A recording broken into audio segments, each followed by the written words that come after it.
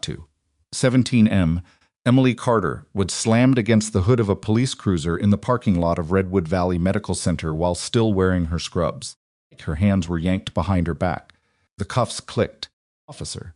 Marcus Vale leaned close and said, "Don't make this worse than it already is. She hadn't done anything." She hadn't even raised her voice around her. 3 nurses stood frozen near the entrance doors watching. Not one of them moved. By sunrise, the badge Marcus Vale had used to destroy her would become the piece of evidence that unraveled everything he'd spent 6 years building. If this story already has you leaning forward, stay with me until the very end because what's coming will shake you. Drop a comment with the city you're watching from and subscribe so you never miss what happens next. I want to see how far this story travels. 5. The shift had been brutal in the specific way that Tuesday nights always were at Redwood Valley, not catastrophic, just relentless. 5. Back-to-back trauma intakes, a septic patient whose numbers kept sliding, a family in Bay 4 screaming at each other about a living will while their father was still technically alive. Emily had handled all of it with the particular kind of focus that looked from the outside like calm. It wasn't calm. It was compression, the thing she'd learned to do with every instinct that wanted to spike and scatter, pressing it all down into something usable. Walked out at 9 a.m. The walk to the parking structure was 8 minutes, if you took the long way around, which she did, because the direct route took her past the pediatric wing, and she wasn't up for that kind of quiet tonight. Her shoes were still damp from a saline line that had pulled loose somewhere around hour 10. She had 3 missed calls from her landlord and a grocery list in her coat pocket she hadn't looked at in 4 days. She was thinking about whether the Thai place on Morrison stayed open past 2 when she heard the cruiser pull in behind her. She didn't think anything of it at first. The hospital had a subcontracted security arrangement with the Denver PD for overnight patrols, and she'd seen squad cars roll through the structure plenty of times. She kept walking, the headlight stayed on her. Hey, the voice came through the open window. Stop. She stopped and turned. The cruiser had pulled up alongside her, moving slow, and the officer behind the wheel was watching her with the kind of flat expression that meant he'd already decided something. She recognized him not personally, she'd seen him around the hospital before. That guy. Broad through the shoulders, the name tag read VAL. "I help you?" she asked. "You work, I'm a nurse." Clocked out. She kept her voice neutral. She'd learned a long time ago that neutral was the only register that worked in situations you didn't fully understand yet. ID on you. She did. She pulled it out, her hospital badge, her driver's license, and held both toward the window. Eyes. He didn't reach for them. He just looked at her. There was a report, he said. Vacation theft. Someone matching your description leaving the building. Right. She kept her face still. "That's not me. I'm going to need you to come with me while we sort it out." I just worked a 12-hour shift, she said. "You can call the charge nurse on duty, Denise Hart. She can confirm I was on the floor all night." I didn't go near the pharmacy. "Step out of the walkway, ma'am. I'm asking you to make one phone call. Step out of the walkway." She stepped out. He got out of the cruiser, and the second he was on his feet, she understood that the conversation was already over, that it had been over before she opened her mouth. He was a tall man, heavy through the chest, and he moved with the practiced confidence of someone who had never once considered that he might be wrong. He told her to put her hands on the hood of the car. She said she'd like to know what she was being charged with. He said she was impeding an investigation.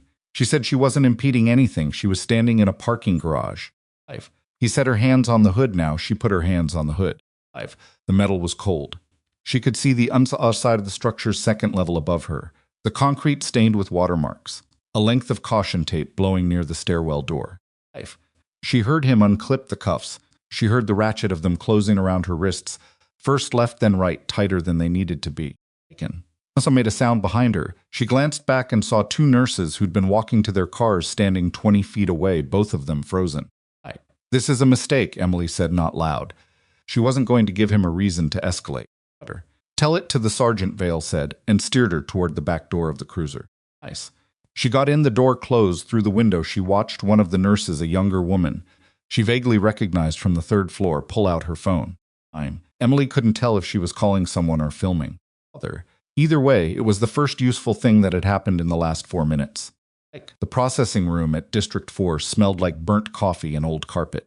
Emily sat in a plastic chair with her wrists in front of her. The cuffs removed now, but the marks still there, and she waited while Marcus Vale filled out his incident report at a desk 12 feet away. She'd asked twice for the chance to make a phone call. He'd said it was coming, it hadn't come. There were two other officers in the room. Divers. Neither of them looked at her directly, which told her something. Vale had written. She couldn't see the report, but she could piece together the shape of it. From the things he'd said during transport was that she'd been observed acting suspiciously, that she'd refused to comply with a lawful request for identification, and that she'd made statements suggesting she had access to controlled substances. None of it had happened. The identification thing was the one that stuck in her chest like a splinter, because she'd handed him the badge and the license both and he'd never touched them. She was not panicking. She understood that this was the part where panic was the expected response, and she'd spent a significant portion of her adult life in situations that required her to do the thing that was not expected. So instead, she was watching the angle of the camera mounted near the ceiling, the position of the desk where Vale was working. The second officer, a younger man, Reyes, according to his tag, who kept glancing at her, and then away the way people did when they were uncomfortable with something. They didn't feel equipped to stop. Officer Reyes, she said. He looked up. Is there a supervisor on duty tonight? Sergeant's on call, Reyes said. I'd like to speak with the sergeant. Kyle didn't look up from the report. Sergeant's busy. That's fine. I can wait. Vale finally looked at her then, and there was something in his face that wasn't quite anger. It was closer to assessment, like he was recalculating something. You're being very calm for someone who just got arrested, he said. I've been in worse situations, she said. He stared at her for a moment. Then he went back to the report, what he didn't know, what nobody in that room knew.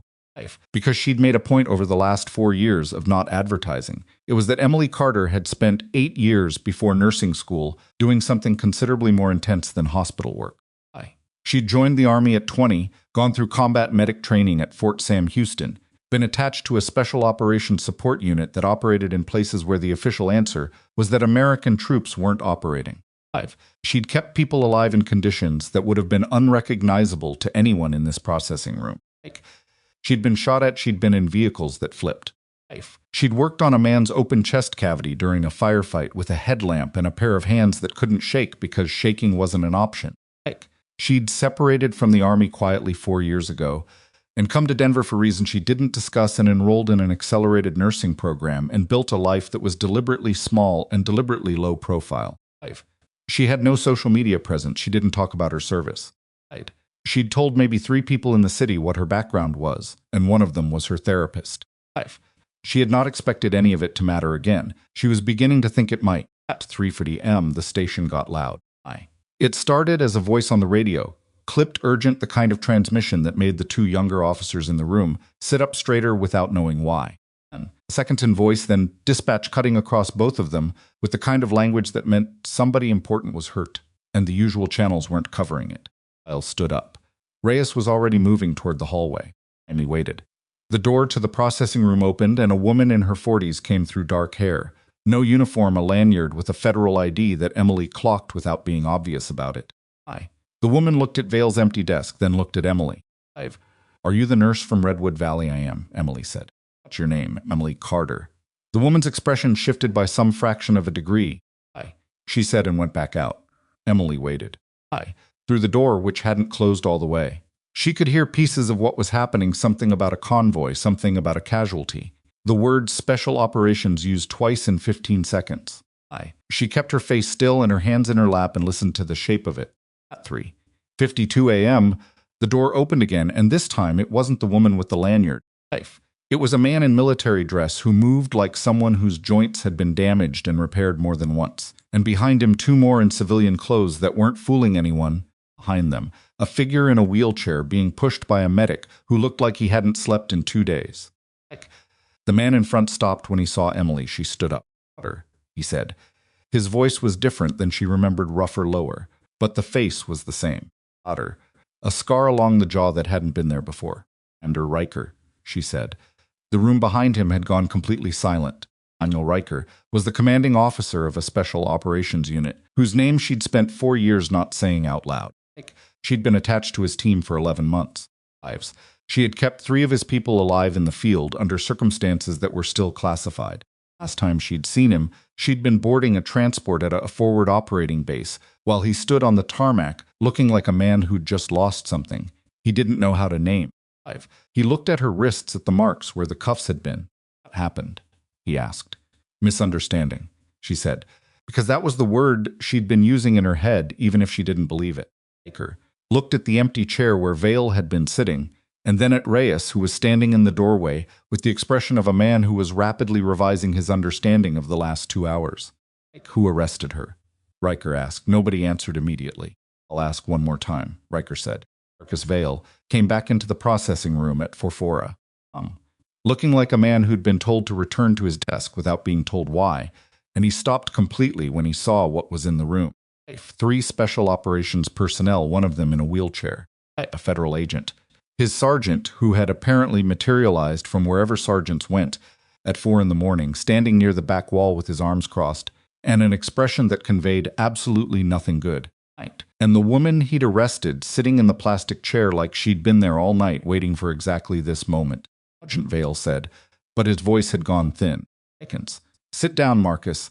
There was a report. Vale sat, the man in the wheelchair, the injured commander that the radio traffic had been about. A heavily built man named Calloway, who'd taken shrapnel in his leg during an operation that hadn't made any news. Anywhere was looking at Vale with the kind of attention that most people in law enforcement spent careers hoping to avoid. I want to understand something, Calloway said. His voice was steady despite the obvious pain he was in. Arrested that woman? He nodded toward Emily. There was a report of... I'm not asking about the report, Calloway said. I'm asking if you arrested her. A pause. Yes, sir. On what basis? Vale looked at the sergeant, who was not going to help him. Suspicion. The report doesn't exist, said the woman with the lanyard, Agent Torres. Her card said Internal Affairs Division. I pulled the log. There's no report matching the description. You put in your incident summary. There's no call from Redwood Valley. There's no complainant.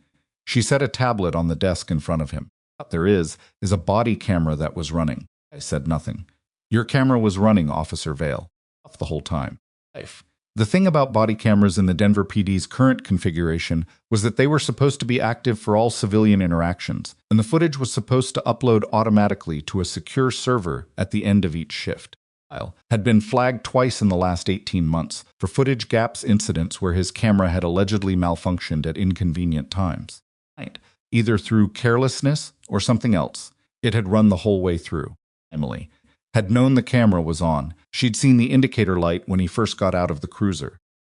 She'd kept her voice steady and her hands visible and her statements precise. It was why she hadn't argued when he put the cuffs on. She'd understood from the first 30 seconds that the conversation she was having wasn't with him. It was with whatever record was being made. I knew the truth would come out, she said, not loud. She wasn't performing for the room. She was just saying it because it was accurate. Riker looked at her and something moved across his face, recognition, maybe, or the memory of having seen her operate under pressure before and knowing exactly what she'd been doing in that plastic chair for the last 2 hours. She was always the smartest person in any room she was in, Riker said to nobody in particular. We just kept putting her in rooms where nobody noticed. What happened in the next hour was not clean. None of it was. The footage from the body camera was pulled onto the department's system, while Vale sat at his desk and did not look at the screen. It showed him driving through the hospital parking structure before he'd encountered Emily slowly, not on any route that corresponded to a patrol pattern. It showed him watching her for approximately 45 seconds before he initiated contact. It showed the exchange where she offered the ID and he didn't take it. It showed him telling her to put her hands on the hood, and it showed the cuffs going on. And it showed the 2 nurses standing 20 feet away, one of them with a phone. The footage did not show a report being called in. The footage did not show any radio contact with dispatch prior to the stop. The footage showed a man who had targeted someone and then constructed a reason afterward. Agent Torres was asking questions now, and she was asking them in the flat, methodical way that internal affairs people developed, not aggressive, not hostile, just relentless, the way water is relentless. Answered some of them and said he didn't recall to others, and the ratio of those 2 responses was informative in its own way. Emily sat through most of it. Riker had had one of his people bring her a cup of coffee from somewhere, and she was holding it in both hands because the processing room was cold and she hadn't slept in 21 hours. Athens. Her feet hurt.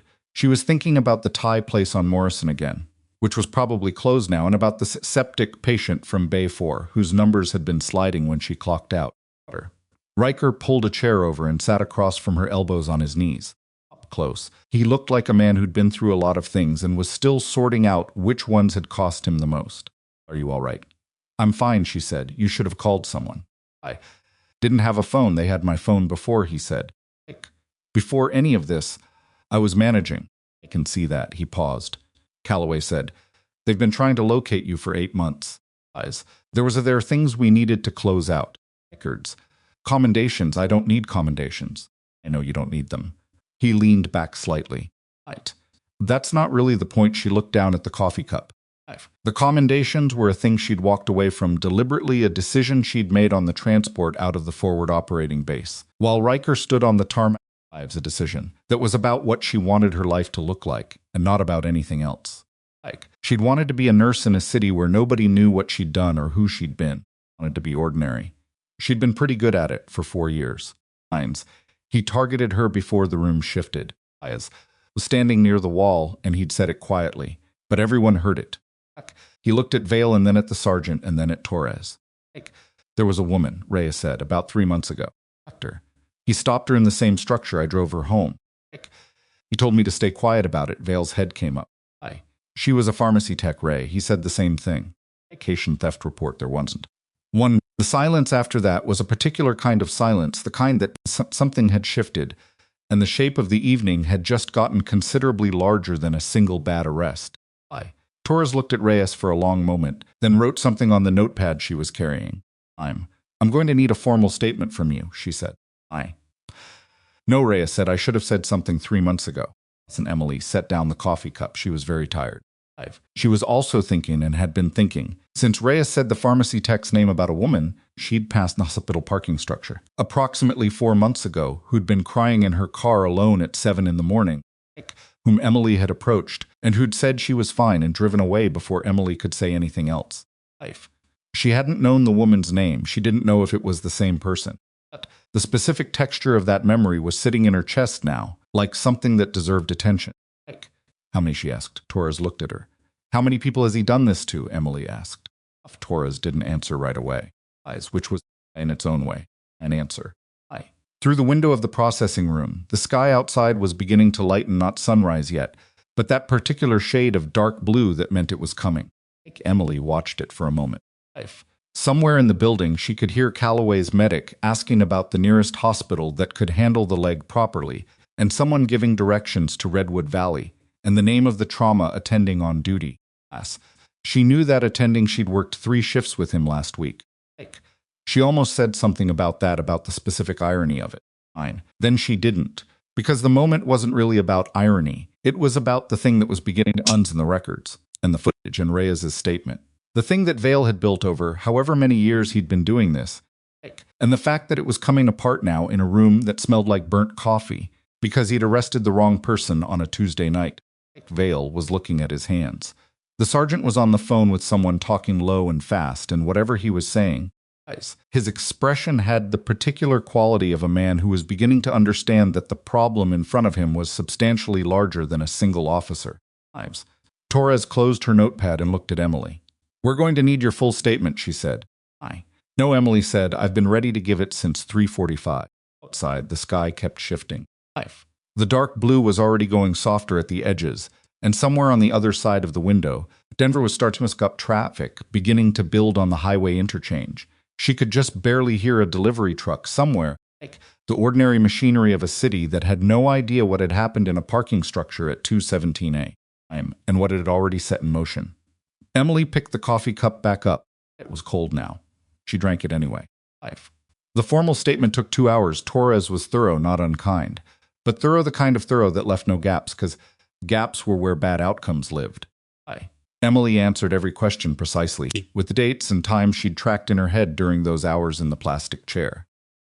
When Torres asked how she'd stayed so calm, Emily paused and considered the honest answer, which was complicated, and gave a shorter version of it. I've been in situations where panic doesn't help, she said. Wrote it down without commenting by 6:30 a.m. The processing room had 3 additional people in it who hadn't been there before: a department attorney, another internal affairs officer, and a woman from the city's oversight board, whose arrival had made the sergeant go very still. Had been moved to a separate room. His incident report had been flagged in quarantine. Locker had been opened. What they found in the locker was the thing that changed the shape of the evening a second time. Emily wasn't in the room when they found it. She was in the hallway with Riker, who was talking about Calloway's surgery and the unit's current deployment and the 11 months they'd spent in the field together in the specific way that military people talked about things they weren't officially allowed to discuss. But she heard the shift in the building, the quickening of voices, the particular quality of silence that followed something unexpected. Eyes came into the hallway. He looked like a man who'd just confirmed something he'd suspected and wished he was wrong about. Files. He said printed records. He had names. Emily looked at him a list, said people he'd stopped. Take notes. She understood then, not everything, not the full shape of it, but enough. Ops hadn't been random and they hadn't been isolated. There had been a pattern, and Vale had kept track of it, which meant he'd either been very organized or very arrogant or both. And there was a third possibility she didn't want to think about yet, which was that he'd had help. How many names, she asked. Race looked at the floor. 14, he said. The hallway was quiet. Through the window at the end of it, the sky was fully light now, actual sunrise, the kind that made the city look cleaned up before the day got into it. And Emily stood there for a moment, just looking at it. 14. She thought about the pharmacy tech crying in her car at 7 in the morning. She thought about the 2 nurses who'd stood frozen in the parking structure and not moved. She thought about Vale's face when he'd said, "You're being very calm for someone who just got arrested," and the specific quality of his confusion, as though calm was a thing he'd never encountered in that context before. As though every other person on that list had done what panic required of them, and he'd had no resistance to calculate for. Baker came to stand beside her. He didn't say anything. He'd always been good at that, at knowing when the thing someone needed was not words. 14 people, she said. Yeah, he said, and he'd have kept going. Probably.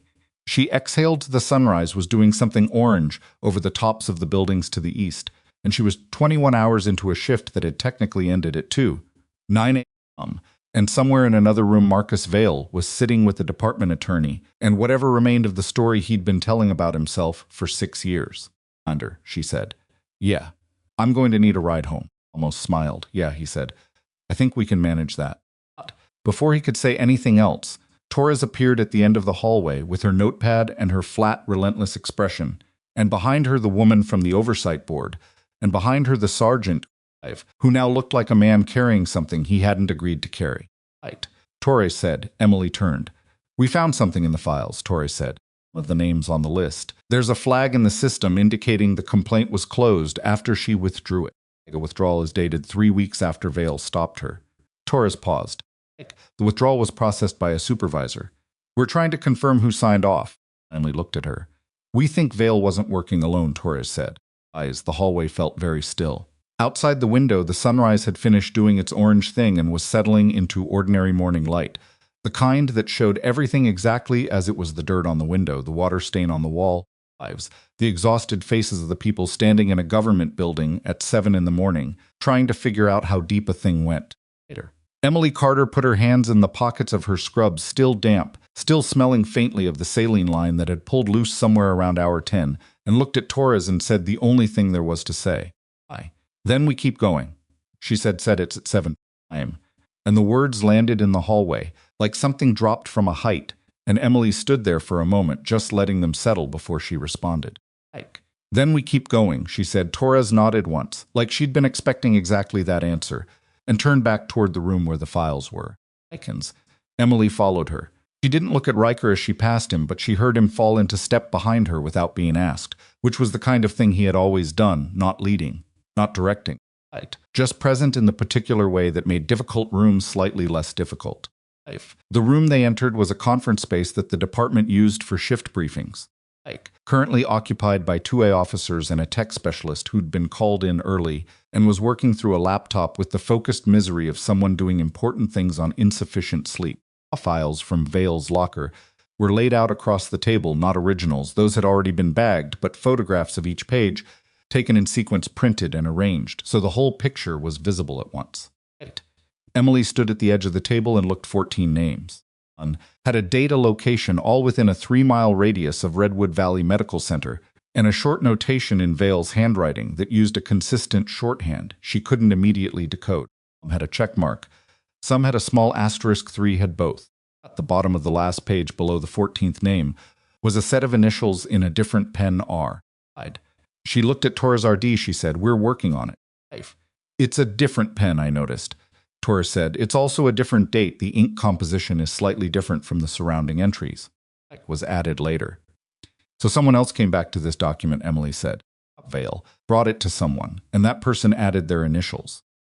The tech specialist, a young woman named Park, according to her badge, who looked like she'd been awake since the previous morning, looked up from the laptop. I've got the withdrawal document," she said. "The complaint from subject number 7, Torres mentioned." She turned the screen so they could see it. "It's digitally signed. The supervising officer who processed the withdrawal is listed as Sergeant Raymond Doyle." The name dropped into the room. Emily looked at the initials on the page. "RD, where is Doyle now?" Riker asked from behind her. And the sergeant, standing in the corner of the room, whose name was Fredericks, Emily had gathered, exchanged a look that contained an entire conversation. "Sergeant Doyle is on duty," Frederick said. "He came in at 6. "Nobody said anything for a moment. He's in this building," Riker said. "Yes," Frederick said. The air in the room had a particular quality to it now. The same quality Emily had felt occasionally in the field when a situation's scopes became suddenly and uncomfortably clear. Not panic. Just the recalibration that happened when you understood. The problem was bigger than the room you were standing in. "You need to pull him before he accesses anything," Emily said. Torres was already reaching for her radio. What happened in the next 45 minutes was controlled but not smooth. It was the kind of institutional response that looked organized from the outside and felt like barely managed urgency from the inside. Doyle was located in the break room on the 2nd floor, separated from his phone and his desk access before he understood why, and escorted to an interview room by 2 IA officers who outranked him and who said almost nothing during the process. He was a heavy-set man in his mid-50s, with the particular kind of stillness that came from decades of knowing how these things worked, how interviews moved, how questions were sequenced, what the silences meant. Amy didn't see him. She wasn't in the interview room. She was in the conference space with Park and Torres, working through the complaint log that Park was pulling from the department's digital archive going back 22 months. The pattern that emerged was not subtle once you knew what to look for. Often, complaints had been filed against Vale over the last 2 years, not all of them related to the stops, 2 of them about use of force in unrelated incidents. 6 of those 7 had been closed or significantly downgraded through the normal supervisory review process. All 6 had been reviewed by Doyle. The 7th had been escalated to I, and it was the one that had flagged Vale twice for camera footage gaps. I asked. Park scrolled. "Officer Reyes," she said. "Lines." Emily thought about Reyes in the hallway, saying, "I should have said something 3 months ago," and about the specific cost of waiting, what it did to a person to sit with something like that, to choose quiet and then have to live inside that choice. Got it right. Eventually, she said. Park looked at her. "Yeah," she said. "I guess he did." Torres came back into the room at 8:15 with the expression of someone who just confirmed something they'd been hoping to be wrong about. "Kyle had a secondary phone," she said, "personal device. We got a warrant for the carrier records." She set a printout on the table. 3 text exchanges with Vale in the last 14 months. 7 of them occurred within 24 hours of a complaint being filed. Emily looked at the printout. The texts were summarized, not quoted in full, but the pattern was visible, even in summary. Vale flagging when a complaint went in, Doyle responding, and then the complaint being quietly handled. Exchange. From 9 months ago, Doyle had written something that Park had highlighted in yellow handled. "Keep it clean going forward." 14 people, Emily said, almost to herself. At minimum, Torres said, "We're pulling additional records. There may be stops that were never reported at all." Emily put the printout down. She was 23 hours into a Tuesday that had started with a septic patient and saline on her shoes and a grocery list she hadn't looked at in 4 days. The specific weight of exhaustion she was carrying had moved past the point where it felt like tiredness and something else, a kind of compressed clarity. The way extreme fatigue occasionally stripped everything down to what was actually essential. What was essential right now was the people on that list. "The 14 names," she said. "Have any of them been contacted?" "We're working on notification," Torres said. "They were stopped, the same way I was stopped," Emily said. "Report cuffs. And then whatever happened after. And at least one of them withdrew her complaint because of Doyle." She looked at Torres directly. "They need to know it wasn't their fault." Torres held her gaze for a moment. "I understand that," she said. "We'll get there." "I know you'll get there institutionally," Emily said. I'm asking if someone is going to call them and say it plainly. Torres didn't answer immediately, and the silence was informative in the way silence is, usually where it meant the institutional process was not designed to do the specific human thing Emily was describing, and that the gap between those two things was real. I can be the one to call them. That's not standard. I know. I'm not suggesting it's standard, Emily paused. I'm saying I was on that list. I was in that parking structure. If someone had called me 3 months ago and said, this happened to other people, it wasn't random. You're not imagining it, that would have meant something. Torres looked at her for a long moment. Let me talk to the oversight board rep, she said. Buttons. Emily nodded.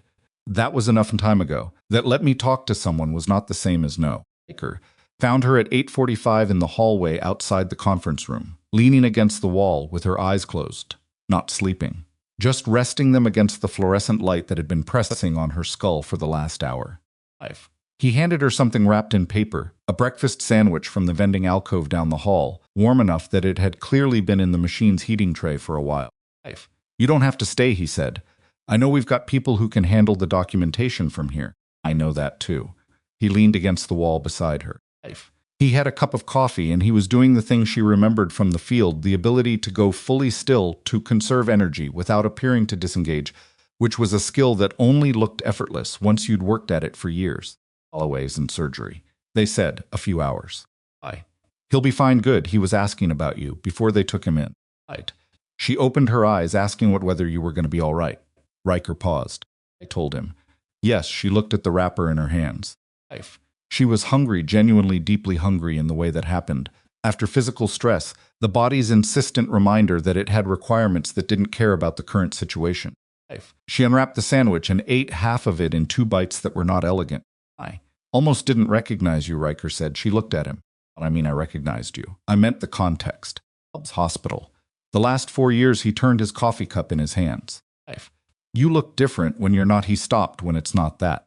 The war, she said, because she'd gotten to the point in the last 4 years where she could say it plainly. Yeah, I look like a person, she said. He almost smiled again. You looked like a person then too, I know. I just also looked like something else. She ate the other half of the sandwich. It was mediocre, and she was grateful for every bite. I built a good life here, Riker.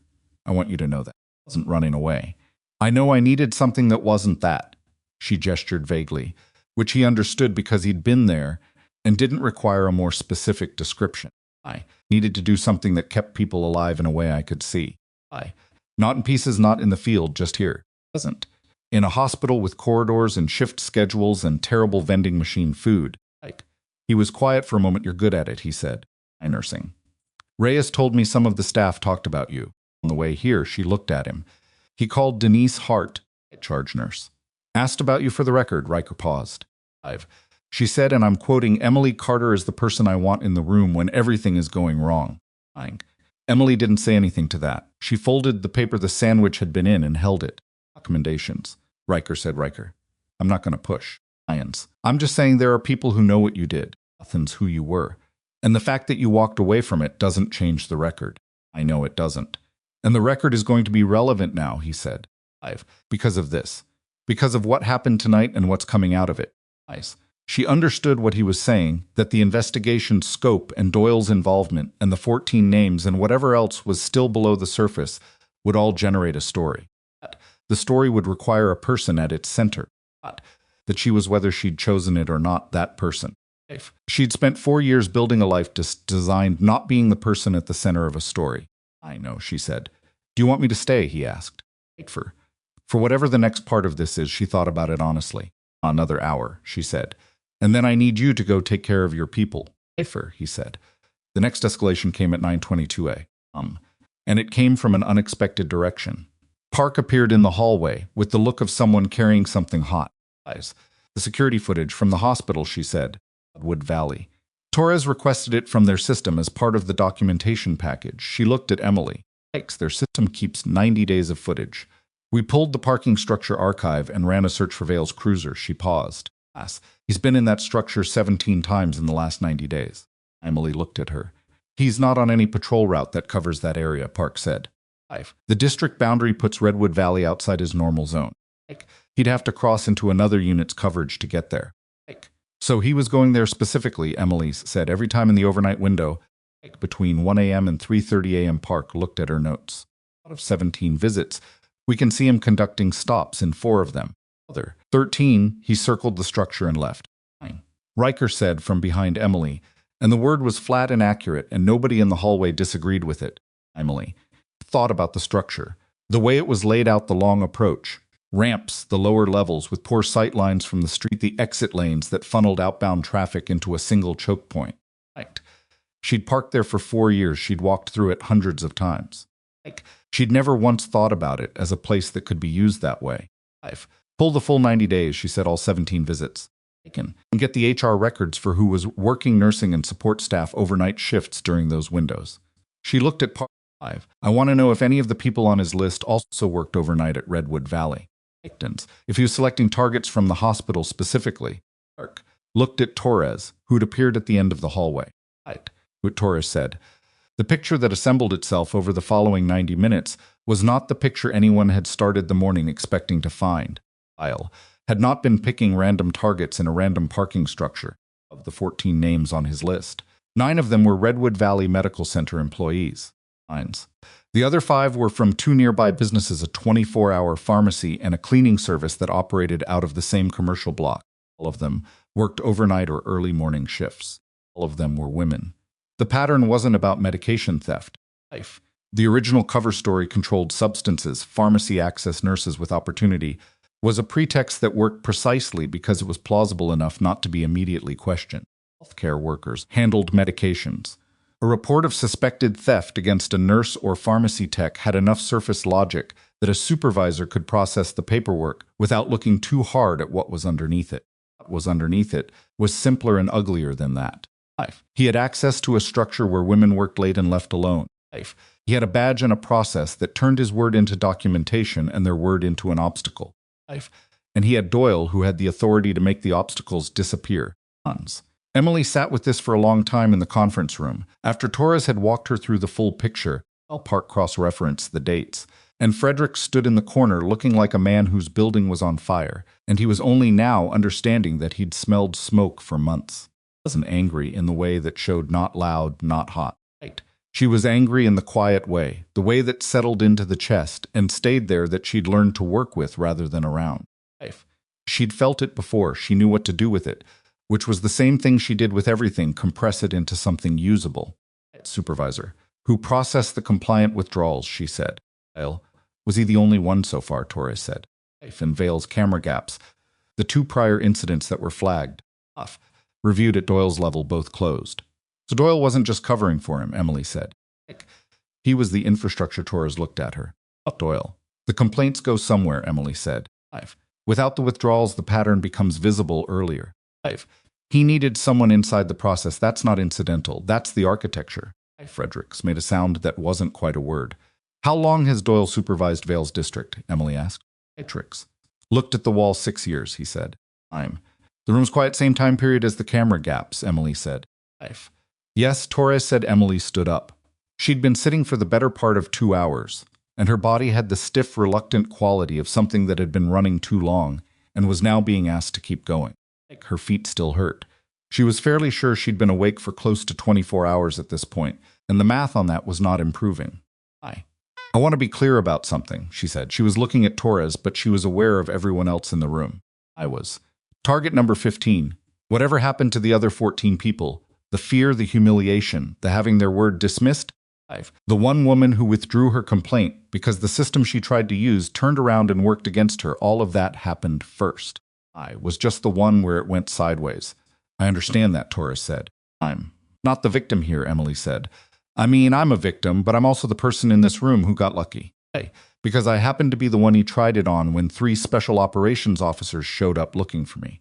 She paused. That's not justice, that's coincidence. And the actual justice, she stopped because she was getting into territory that was close to something, and she needed to say it right. Actual justice is for the 14 names. That's what this needs to be about. Nobody in the room said anything for a moment. Park had stopped typing. Okay, Torres said, and there was something in the word, not agreement exactly, but recognition. Emily had named the thing Torres had been trying to hold on to through the procedural noise of the last several hours. 10:55 a.m. While Torres was on a call with the DA's office and Park was still working through the archive footage, Emily stepped into the hallway and found Reyes sitting on a bench near the fire door. He was in civilian clothes now. Someone had let him go home to change, or he'd had something in his locker, and he was holding a cup of coffee that had clearly been cold for a while and was drinking it anyway, which she understood. "Officer Reyes," she said. He looked up. He had the face of a young man who'd been up all night and had spent a portion of those hours making peace with something. "I'm sorry," he said, "for tonight, for not acting sooner." She sat down on the bench beside him. The hallway was empty. Through the window at the end, Denver was fully awake now, traffic visible on the interchange, the ordinary morning activity of a city going about its business. 3 months ago, she said the pharmacy tech you drove her home. Was she okay? He was quiet for a moment. She was scared, he said. She kept asking if she was going to lose her job. I told her, "No, I don't know if I was right about that." He looked at the cold coffee. I drove her home and I watched her go inside, and I went back to the station and I didn't say anything because I didn't know how much of it was just him and how much of it went further. "And that's what stopped you," Emily said. "Not a question." He paused. "That's what I told myself. I don't know if it was true or if I was just scared too." She thought about that, about the specific cost of institutional systems, how they worked on the people inside them as well as the people outside them. How the gravity of this is how things work here pulled everyone toward the same center. Reyes wasn't Vale. Reyes wasn't Doyle. But he was also a man who'd driven a frightened woman home and then gone back to his desk and made a choice. "You said some tonight," she said in that room. "When you didn't have to wasn't exactly courage," he said. "Most things aren't," she said. "They're still the right thing." He looked at his coffee. She stood up. She had things to go back to, and he needed to sit with what he was sitting with, and neither of them required the other for that. "A pharmacy tech's name," she said. "Do you remember it?" He looked up at her. "Westbrook," he said. "Amber Westbrook." She registered the name. "Thank you," she said. She was 3 steps down the hallway when she heard her phone. Riker had retrieved it from wherever Vale's property log had put it, and it had been in her pocket for the last hour. She pulled it out. The number on the screen was Redwood Valley Medical Center's main line. She answered Emily. It was Denise Hart, charge nurse, whose voice Emily had heard in approximately 1,000 different registers over 4 years and could read the way some people read weather. What she heard in it now was something careful contained. "I need to tell you something before you hear it from someone else." "Okay," Emily said. "The hospital administrator called a meeting this morning, 20 minutes ago." Denise paused. "They're saying there's a liability concern. What happened in the structure. About you being about the arrest being on their property." Another pause. "Wants to put you on administrative leave pending the investigation." Emily stopped walking. The hallway was quiet. Through the fire door she could see the bench where Reyes is sitting empty now. On the hall, the conference room door was closed. She said. "I know Denise said the arrest was false. It's already documented. The body camera footage." "I know, Emily. I know all of that," I told them. Denise's voice was careful, the way someone's voice was careful when they'd already had the argument and lost it. "The administrator is saying it's standard procedure during an active investigation. It's protective for you." Emily understood then what Denise couldn't say plainly on a hospital line, that the administrator was not putting Emily on leave to protect her. The hospital was managing liability, and that pending investigation in that context meant distance from anything that might be filmed and put in front of a camera, and that the people responsible for Redwood Valley Medical Center's reputation had looked at the morning's news and decided that the quietest thing they could do was make Emily Carter temporarily someone else's problem. She'd been arrested at 2:17 a.m. The investigation was 3 hours old. And the institution where she'd worked for 4 years was already moving to create space between itself and her. "When does it take effect?" she asked. "They want you to come in and sign the paperwork," Denise said. Afternoon. Emily was quiet for a long moment. Hallway felt very specific around her. The texture of the floor, the hum of the building's ventilation, the distant sound of a phone ringing somewhere. "I'll call you back," she said. She put the phone in her pocket. She stood there for a moment, looking at the closed door of the conference room, where Torres was on a call with the DA's office, and Park was pulling 90 days of parking structure footage, where the 14 names were laid out on a table, and the architecture of what Vale and Doyle had built was still being mapped. She thought about what Riker had said: the record is going to be relevant now. She thought about what the administrator of Redwood Valley Medical Center had decided to do with that record before noon on a Wednesday morning. She turned and walked back toward the conference room, and she pulled open the door, and Torres looked up from the phone, and Emily said quietly, without heat, the way she said things that mattered, "I need to add something to the documentation." I've covered the mouthpiece. "What? My hospital just called," Emily said. "They're putting me on administrative leave." The room went still. "Effective today," Emily said. "I want it on the record." Torres lowered the phone from her ear completely and looked at Emily with the particular attention of someone recalibrating in real time. Again, Torres said, "Redwood Valley Medical Center called my charge nurse 40 minutes ago," Emily said. "They're placing me on administrative leave pending the outcome of this investigation. I want it documented." She kept her voice level. "Not because I think it changes anything legally. Because it's part of the picture." Torres set the phone on the table. "The call to the DA's office was apparently going to wait. The hospital is your employer," she said carefully. "I understand that administrative leave during an active investigation it's within their rights." I know it's within their rights," Emily said. "I'm not disputing the mechanism. I'm documenting the timing." She looked at Torres directly. "I was arrested at 2:17 a.m. The body camera footage establishing that the arrest was fabricated was confirmed by 4A. It is now 5 minutes to 11. The hospital has known since at least 9 that the arrest was false, and they are still moving to distance themselves from me." I could stop typing. "I'm not asking you to file it as misconduct," Emily said. "I'm asking you to note it. Because if this goes to a full hearing, and I think it should, the question of who acted how and when is going to matter."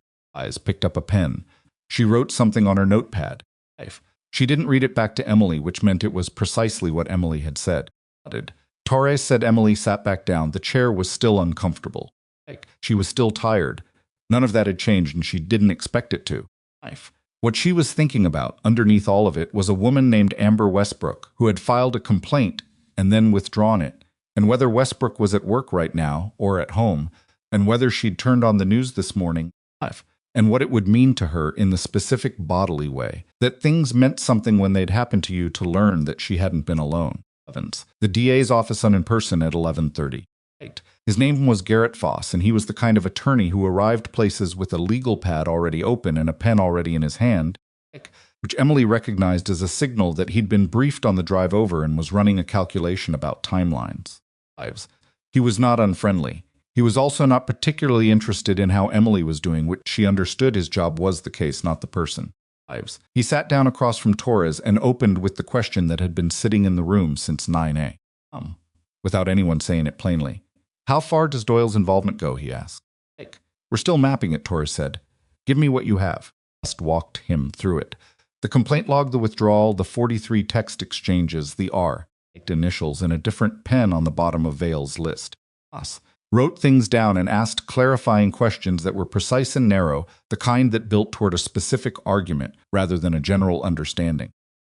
Emily listened and noted which questions he asked and which ones he didn't. 14 names. Foss said, "How many of those individuals have been contacted?" "We're beginning notification today," Torres said. "Want victim advocates assigned before the first call goes out." Agreed. Foss looked at Emily for the first time since he'd sat down. He said, "Yes, you were number 15 on the list." "That's what it looks like. And you're currently being placed on administrative leave by your employer. Also." Yes, he looked at her for a moment with the flat assessing look of someone who was deciding how a person fit into a structure. "We may need your testimony at a preliminary hearing," he said. "Your background," he glanced at Torres, who gave him a small nod. "Your military service. It's going to come out in any formal proceeding." "I understand that. And you're comfortable with that." It wasn't really a question. She answered it anyway. Comfortable isn't the word I'd use. But yes, Foss made a note. "Phelps' attorney is going to argue that your background creates a credibility problem," he said. "A trained operative is better equipped to manipulate a situation than a civilian." "You engineered the confrontation." Emily had expected this. She'd been running the counter-arguments in her head since the moment Riker walked into the processing room, and she understood what was coming. Kyle's body camera shows a 45-second observation period before he initiated contact, she said. "Watch me. He watched me before he had any interaction with me." "My background doesn't explain why he was watching me before he knew anything about me." I stopped writing. "He looked at her and I was on his list," she said, "which was compiled before tonight. with 12 other people from the same hospital. He wasn't reacting to anything I did. He was executing a pattern he'd already established. Foss looked at Tori this. I've known her for about 6 hours, Tori said. Argument holds, Foss said. He went back to writing. Develop it. But I want to be clear, any testimony you give is subject to cross-examination, and Vale's attorney is going to be thorough. Good, Emily said. So am I. Calloway came out of surgery at 12:40 p.m. Riker told her in the hallway, stepping away from a phone call to do it. Just the facts. Calloway's stable, the surgeon said. It went well. He'll be in recovery for a few hours. Emily registered all of it and said she was glad and meant it. And then Riker went back to his call and she went back to the conference room. Because the work wasn't done, and she wasn't the kind of person who left work undone when the option to continue existed. Park had found in the 90-day archive was still being cross-referenced, but the shape of it was already clear enough to be disturbing. 17 visits to the parking structure were now mapped against the shift schedules. Park had pulled from the hospital's HR system, which Redwood Valley's legal department had initially resisted, providing until Foss's office called, and resistance stopped and the correlation was direct. He arrived within 40 minutes of overnight shift change every time. He knew the schedule, either he'd learned it through observation or someone had given it to him. Is there anyone at the hospital? Emily said, and the room went still again the way rooms did when she said things that opened a new direction. What do you mean? Torres said. The shift schedule is in public, Emily said. Overnight. Change times which units, what days the staffing is thinner, that's internal. If he was showing up within 40 minutes of shift change 17 times in 90 days, he wasn't guessing. She looked at the map timeline on Park's screen. Someone was feeding him the schedule. Torres looked at Park. Park was already pulling a different window. Who has access to nursing schedule data at Redwood Valley? Torres asked. Nurses. Emily said unit managers. HR scheduling software admin, that's usually 1 or 2 people in the administrative offices. She paused. And security. The overnight security supervisor coordinates with nursing on staffing levels for the floor call system. Park looked up. I can request the security access logs for the scheduling system. Do it, Torres said. Emily stood at the edge of the table and looked at the map of Vale's 17 visits and thought about the parking structure she'd walked through hundreds of times without understanding it was being watched.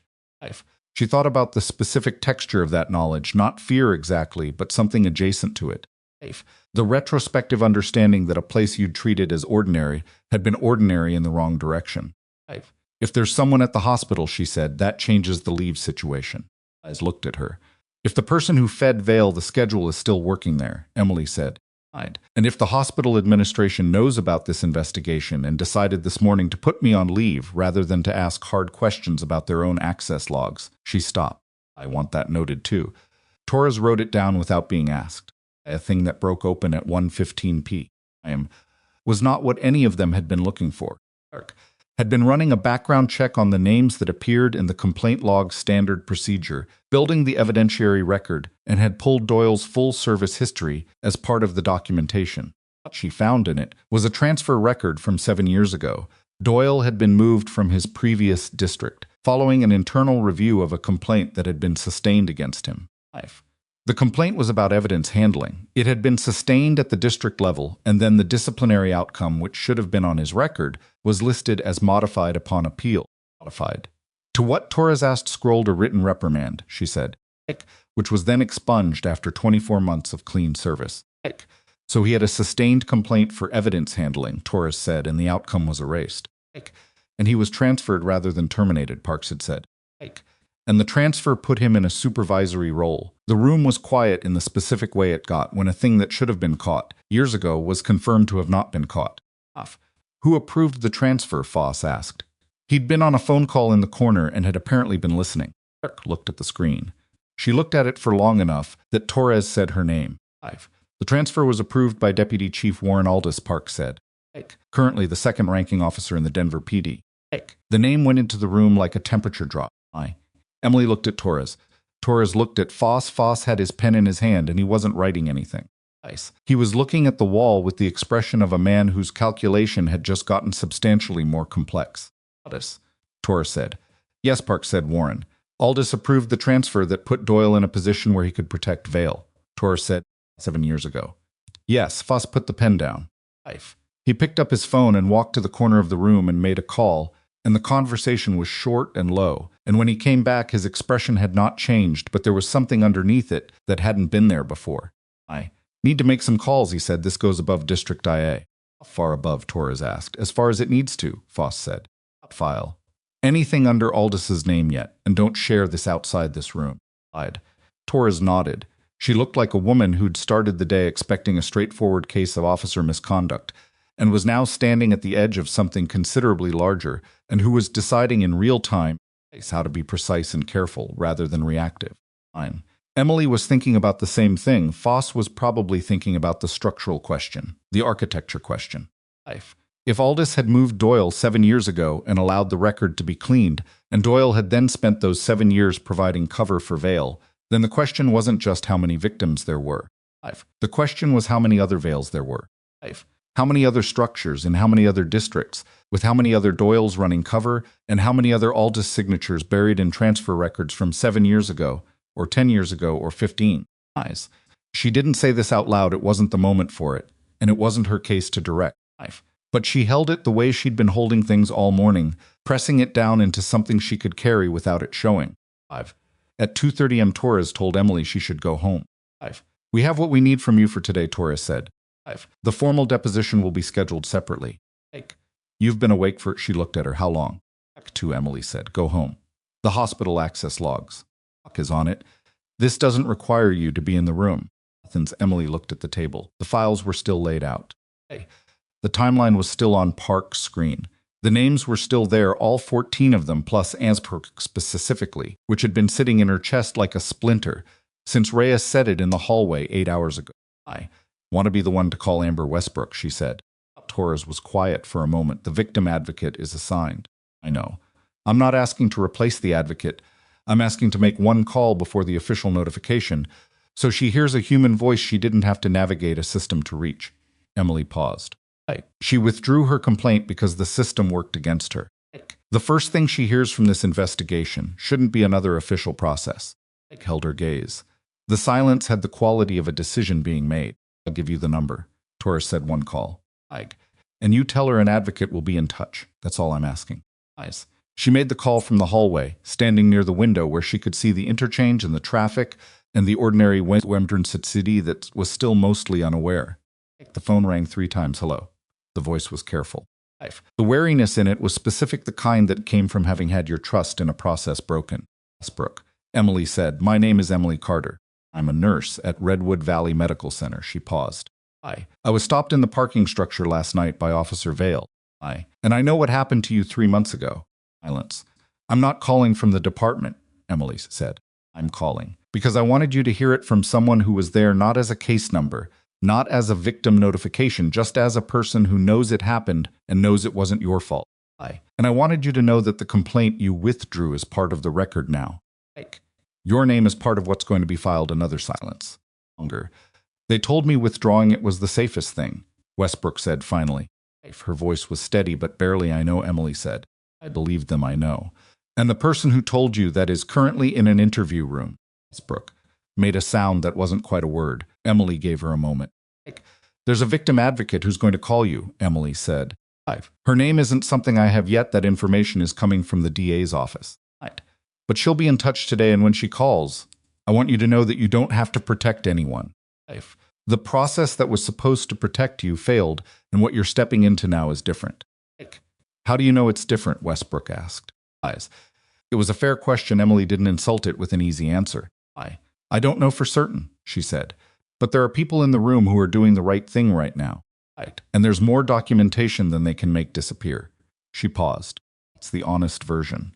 A long breath on the other end of the line. Okay. Westbrook said, okay, Emily said. She ended the call and stood by the window for a moment. Muffins.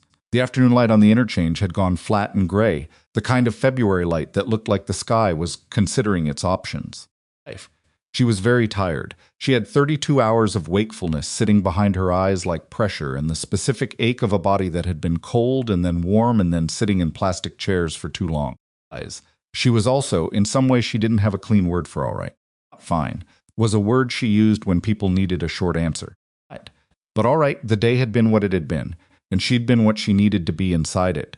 And the work was continuing in the room behind the closed door, and 14 people, 15, including herself, were going to have something different happen than what Vale and Doyle had built this entire infrastructure to ensure would never happen. She pushed off from the wall and went back inside to get her things. Baker walked her out at 3:10 p.m. The sun was pale over the parking lot, and the cold had the dry, direct quality of Denver in winter, the kind that cut through clothing without ceremony. Coat was still her nurse's coat, the one she'd put on at Redwood Valley at the start of her shift 26 hours ago, and it wasn't warm enough for standing still, but she didn't feel like moving yet. "I put a car on your building tonight," Riker said. I looked at him. "Until we know how far Aldous goes," he said. "It's precautionary." She understood why he was doing it, and she didn't argue, which surprised him slightly. She could see it in the way his posture adjusted. "Thank you," she said. "You're going to be called back in soon," he said. "This isn't today wasn't the end of it, I know. When it gets to a formal hearing, they're going to go after your record. Try to make the military service look like something it wasn't." "Let them try," she said, and meant it with a calmness that wasn't bravado. It was the specific confidence of someone who knew exactly what she had done and exactly what it meant and was not afraid of either. Baker looked at her for a moment. "I'll be back in Denver," he said. "When Callaway is stable enough to transport, but I'll come back. For the hearing, if it's still going. You don't have to do that, though." "Fine." "No," he paused. "Carter, what you did in the field, what you did for those men, nobody's ever told you properly. I know you walked away before there was a chance to." She looked at the parking lot, at the ordinary afternoon of it, a woman loading groceries 2 rows over, a man on a phone near the entrance. "You don't have to tell me now either," she said. "I want to." "I know you do." She picked up her bag. "Save it for the hearing." "It'll be more useful there," he almost smiled. It was the same almost smile from earlier, the one that recognized something familiar. He said. "All right." She walked to where the car had been called. Riker had arranged it, a civilian vehicle with one of his people driving, and she got in and she watched the District 4 building recede through the window, ordinary, looking in the way that institutional buildings always looked ordinary from the outside, regardless of what happened inside them. Her phone buzzed a number. She didn't recognize Denver area code, but not a contact. She answered. "Miss Carter." The voice was male, professional, with the particular flatness of someone reading from a prepared statement. "My name is Dale Pryor. I'm the communications director for Redwood Valley Medical Center." "Mr. Pryor," she said.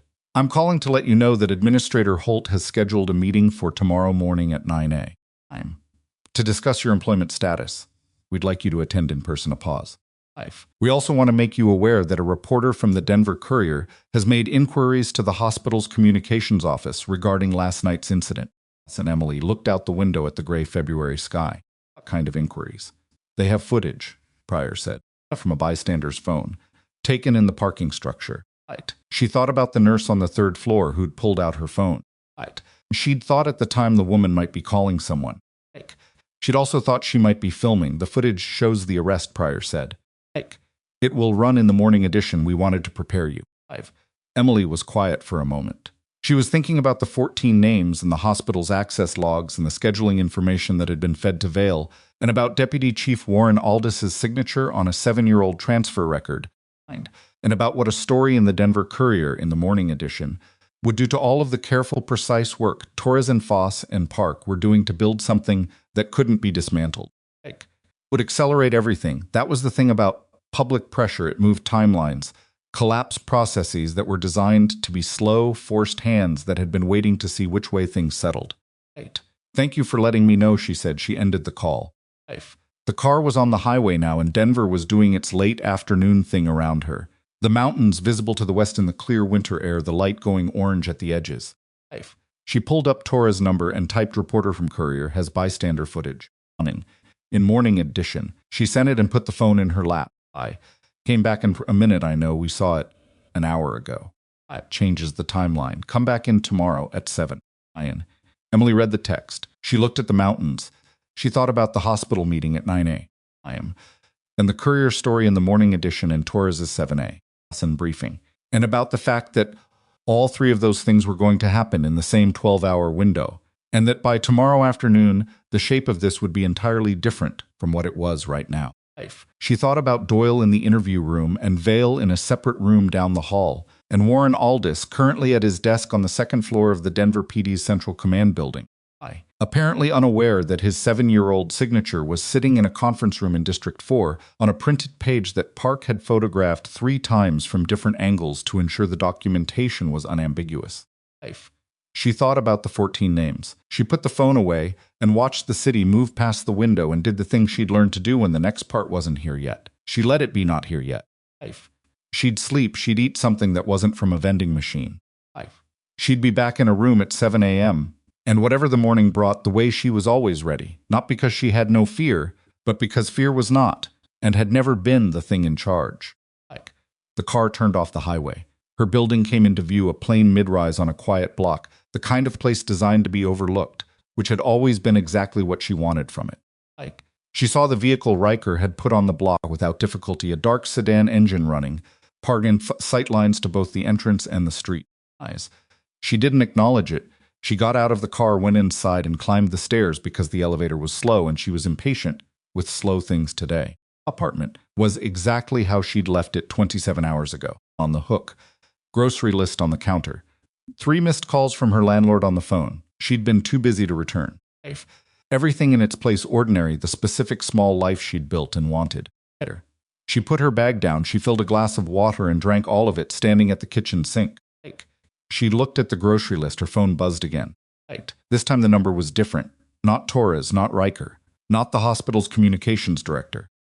It was a number she didn't recognize at all, and when she answered it, the voice on the other end was not someone she knew. Carter, the voice said. It was older male, the particular measured tone of someone accustomed to being heard without having to raise it. My name is Warren Aldis. I'm the deputy chief of the Denver Police Department. A pause that was not quite long enough to be comfortable. I'd like to meet with you. Tonight, if possible. Before tomorrow's briefing, Emily set the glass down on the counter very carefully. I think we have some things to discuss, Aldis said. That would be better addressed privately. The kitchen was very quiet. Outside the window, the orange light of the late afternoon was fading into the gray-blue that meant dark was coming. Somewhere on the street below, the dark sedan's engine idled steadily. Mr. Aldis, Emily said. Yes, I'm going to need you to call my attorney. The silence on the line lasted exactly 3 seconds, which was long enough to confirm that Warren Aldis had not expected that answer. Miss Carter, he said. And there was something careful in how he reassembled the sentence. I want to be clear that this isn't an official contact. I'm reaching out personally because I think there's been a significant misunderstanding about Aldis. Emily said, I'm going to say this once. You are the deputy chief of the department, currently under investigation for actions that may involve your direct approval of a personnel decision 7 years ago. You have called my personal phone, which I would like to know how you obtained at 5 in the afternoon on the day that investigation became active. I am not going to have a private conversation with you. She kept her voice the same temperature it had been all day, level, precise, without heat. If you want to talk, call my attorney. I'll have a name for you by 9 a.m. She ended the call. She stood at the kitchen counter for a moment, her hand still on the phone. And she called Torres. Torres picked up on the second ring. Aldis just called me, Emily said. Personal call to my cell. I wanted to meet tonight, before the morning briefing. Said there were things better addressed privately. The silence on Torres's end was brief and deliberate. What did you say? I told him to call my attorney. You don't have an attorney. I know that. I need one by morning. I'll make a call, Torres said. Flustered, she had the quality of someone who processed escalations as information rather than emergency, which was the quality Emily had liked about her from the first hour. Don't answer any more calls from numbers you don't recognize tonight. Already decided, Emily said in Carter. The fact that he called you is going on the record tomorrow. And you understand that. That's why I called you first, Emily said. She put the phone down and looked at the kitchen. The grocery list was still on the counter. She looked at it for a real moment this time. Milk, bread, the specific brand of coffee she liked, a few other things she'd written down 4 days ago and not thought about since. She folded it and put it in the drawer where she kept the takeout menus and ordered Thai food because the Thai place on Morrison did deliver even if they closed the dine-in at midnight. And then she sat on the couch and didn't turn on the television and didn't look at her phone and let the apartment be quiet around her for 20 minutes while she ate pad see ew out of a container and processed the shape of the day. Calling her was not the move of an innocent man managing a misunderstanding. It was the move of someone who understood that his name was somewhere in the documentation and was trying to reach the center of the situation before the situation reached him. The specific framing, I think there's been a significant misunderstanding, was the language of Zeisman decided to position themselves as a concerned superior rather than a subject, and who'd apparently not yet received advice from anyone smart enough to tell him that calling the primary witness was both inadvisable and, in the context of an active investigation, potentially something worse than that. She was glad he'd called. She didn't like admitting it, but the call had clarified something that had been uncertain this morning: how high this went. Because a deputy chief didn't personally call a nurse in her apartment at 5 p.m. Unless he was genuinely scared, she finished the food and went to sleep at 7:30 p.m. With the precision of someone who understood that rest was a tactical requirement and not a luxury, and she slept without difficulty for 11 hours. The Denver Courier story ran at 6 a.m. Online's Emily saw it at 6:45, already dressed, already on her second cup of coffee, and sitting at her kitchen table with her phone propped against the fruit bowl. Headline was Direct Off-Duty Pattern Nurses False Arrest. Exposes Alleged Misconduct Network at District 4. The bystander footage was embedded at the top of the article. 42 seconds of shaky phone video taken from near the parking structure entrance, showing a woman in scrubs with her hands behind her back and a uniformed officer running the cuffs. The footage was not high resolution, but it was clear enough, and it had accumulated 47,000 views before Emily finished reading the first paragraph. The article was thorough. The journalist, a woman named Beatrice Osei, whose byline Emily didn't recognize, had apparently been working sources inside the department, because the piece named Vale named Doyle timed the 14-person list without identifying the individuals and mentioned the R initials in a way that stopped just short of naming Aldous directly. The hospital's administrative leave decision was in the 6th paragraph, attributed to an unnamed source familiar with the situation. Emily's military background was mentioned in 2 sentences near the bottom, characterized accurately and without sensationalism. It was a good piece. Emily recognized good work when she saw it. She also recognized what it was going to do to the next 12 hours. She texted Torres, "Have you seen it, Torres?" I wrote the press statement at 5 a.m. Yes. Emily Aldous Torres, his office called mine at 6:15. Fired up. Emily put the phone in her pocket and picked up her bag. 7 a.m. briefing at District 4 had a different population than the day before. Boss was there with a second attorney from his office. Buckes had 2 additional eye investigators she introduced as Hendricks and Malloy. Was already at the laptop when Emily arrived, with the specific posture of someone who'd never actually gone home. Baker was not there, which Emily had expected. He had his own situation to manage, and he'd done what he came to do. What was new was a woman named Superintendent Clara Voss, who headed the department's Office of Professional Standards, sat above A in the organizational structure, and had jurisdiction over matters involving officers at the rank of sergeant or above. She was in her late 50s, with the economical body language of someone who'd been in rooms like this one for a long time, and had stopped performing authority because she didn't need to. She shook Emily's hand when she arrived and said, "Thank you for coming in," with the sincerity of someone who understood that Emily didn't have to be here and had chosen to be. "Before we start," said, once everyone was seated, "I want to address the Aldous situation directly." She looked around the table. Last night at 5 p.m., Deputy Chief Aldous made an unsolicited personal call to Ms. Potter. That call has been flagged as potential witness tampering by the D's office. Aldous has retained private counsel and is not currently accessible through department channels. She paused. This investigation now formally includes Deputy Chief Aldous as a subject. That means anything connecting to his decision-making in this case, or in prior cases, goes to Hendricks and Malloy and does not route through any channel he had access to. The room was quiet with the weight of that. "What are we looking at beyond the transfer record?" Foss asked. Clark pulled up a document on the shared screen. "I spent last night going through the department's personnel database for the 7-year period. Following Doyle's transfer," she said. Approved 4 additional personnel moves in that window that followed a similar pattern: an officer with sustained complaint, a transfer rather than termination, a record modification after a clean period, placement in a role with supervisory capacity over junior officers, or complaint review. She scrolled. 3 of those 4 officers have subsequent complaint records that were closed at the supervisory level. In 2 of those cases, the supervisor handling the closures was Doyle. Ross set down his pen. So Doyle wasn't just covering for Vale. Doyle was covering for at least 2 other officers, Park said. Doyle is the one we have the most documentation on, but he may not be the worst of what's there. The specific quality of the silence in the room was the silence of a thing that had started as a single point and was now a pattern, and everyone at the table understanding simultaneously what patterns meant for the scope of what came next. Us.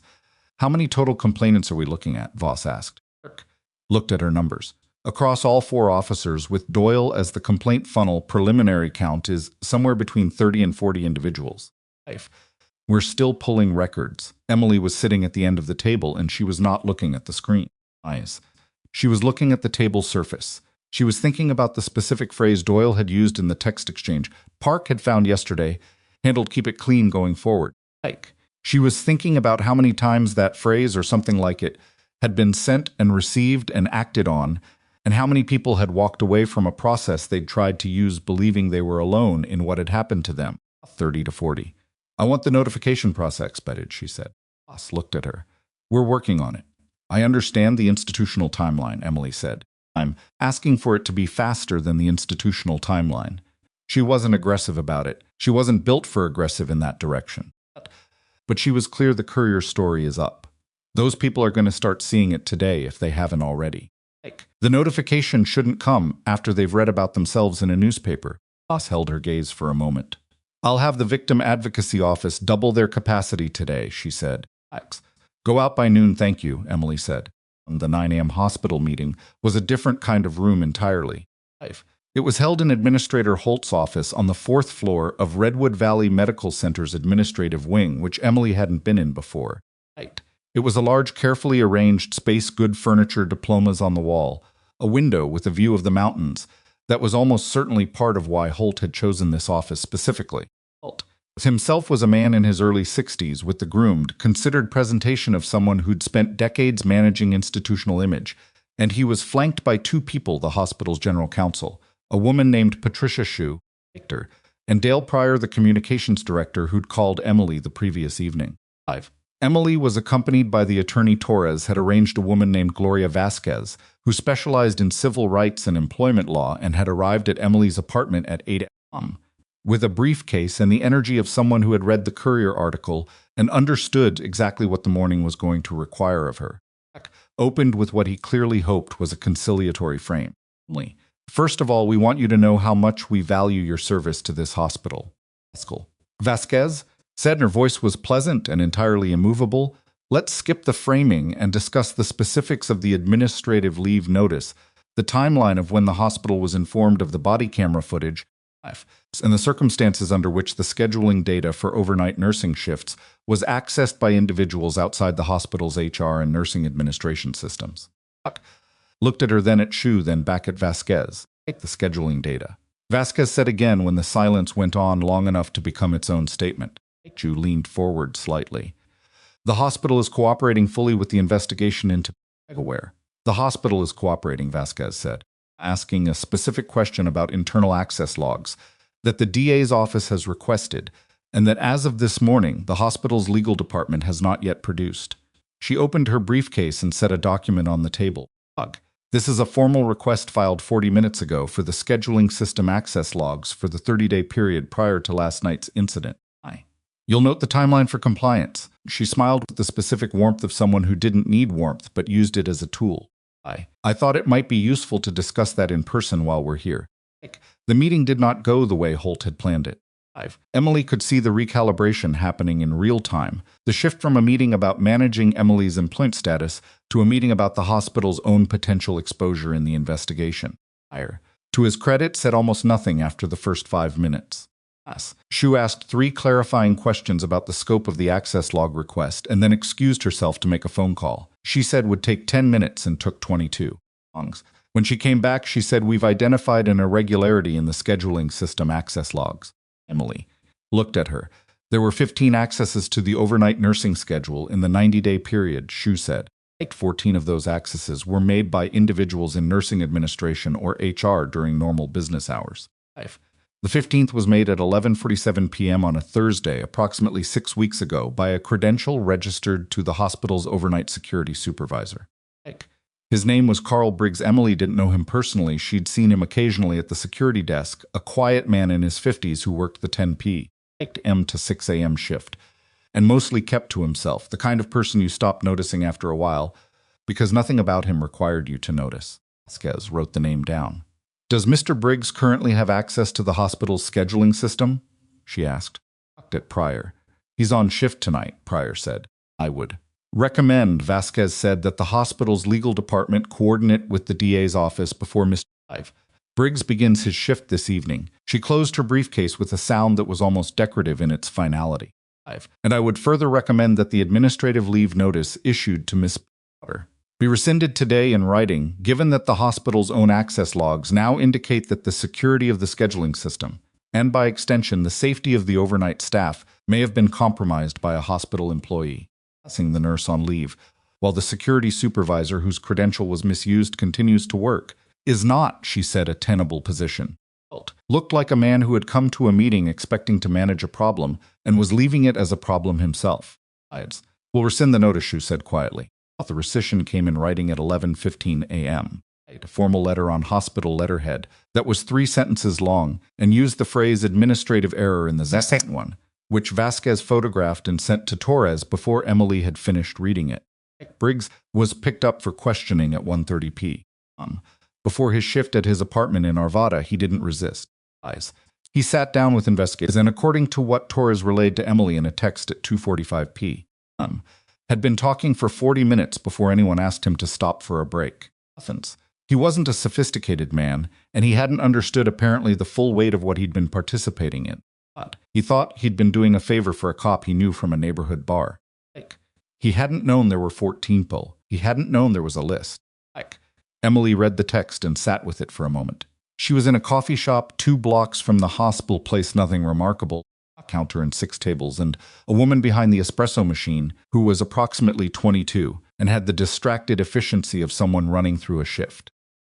Emily had a cup of coffee and a notebook she'd bought at the pharmacy next door, and she'd been writing things down for the last hour, not in any official capacity, just for herself, a kind of writing she did sometimes when a thing needed to be processed, and she didn't want to do it inside her head. She wrote Briggs' name. She drew a line from it to Vale. She drew a line from Vale to Doyle. She drew a line from Doyle to Aldous and marked that one with a question mark, because the shape of Aldous' role was still emerging, and she didn't want to be certain about things she didn't have confirmed. She looked at the diagram. She thought about the bar, where Briggs and Vale had apparently known each other, the ordinary proximity of it. 2 men in a neighborhood. One with a badge and a habit and a list, one with a credential and a willingness to do a small thing that didn't feel significant. That was almost always how it worked.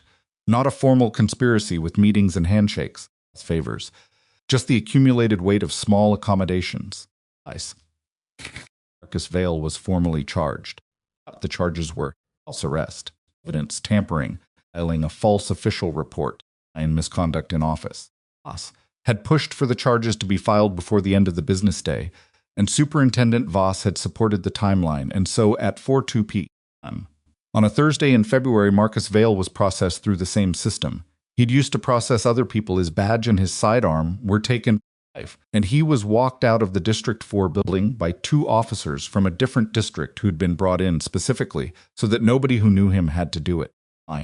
Emily didn't see it happen.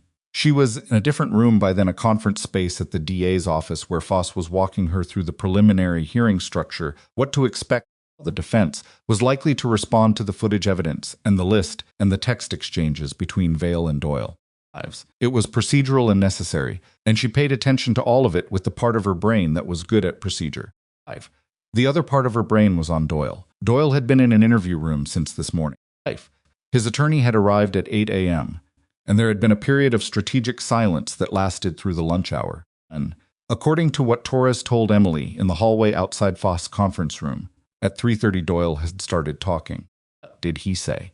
Emily asked. Torres looked at her with the expression of someone choosing what to share from a document they'd just finished reading. Aldous approached him 7 years ago, Torres said. Not the other way around, he said. Aldous identified him after the sustained complaint and offered him the transfer and told him directly that the department took care of people who understood how things worked. Emily looked at the hallway wall. He said Aldous used those words, Torres said. People who understood how things worked. Did Doyle record any of it? Oh, but he's corroborating the transfer record, and he's providing specific dates and locations for at least 3 separate conversations with Aldous over the 7 years. Torres paused.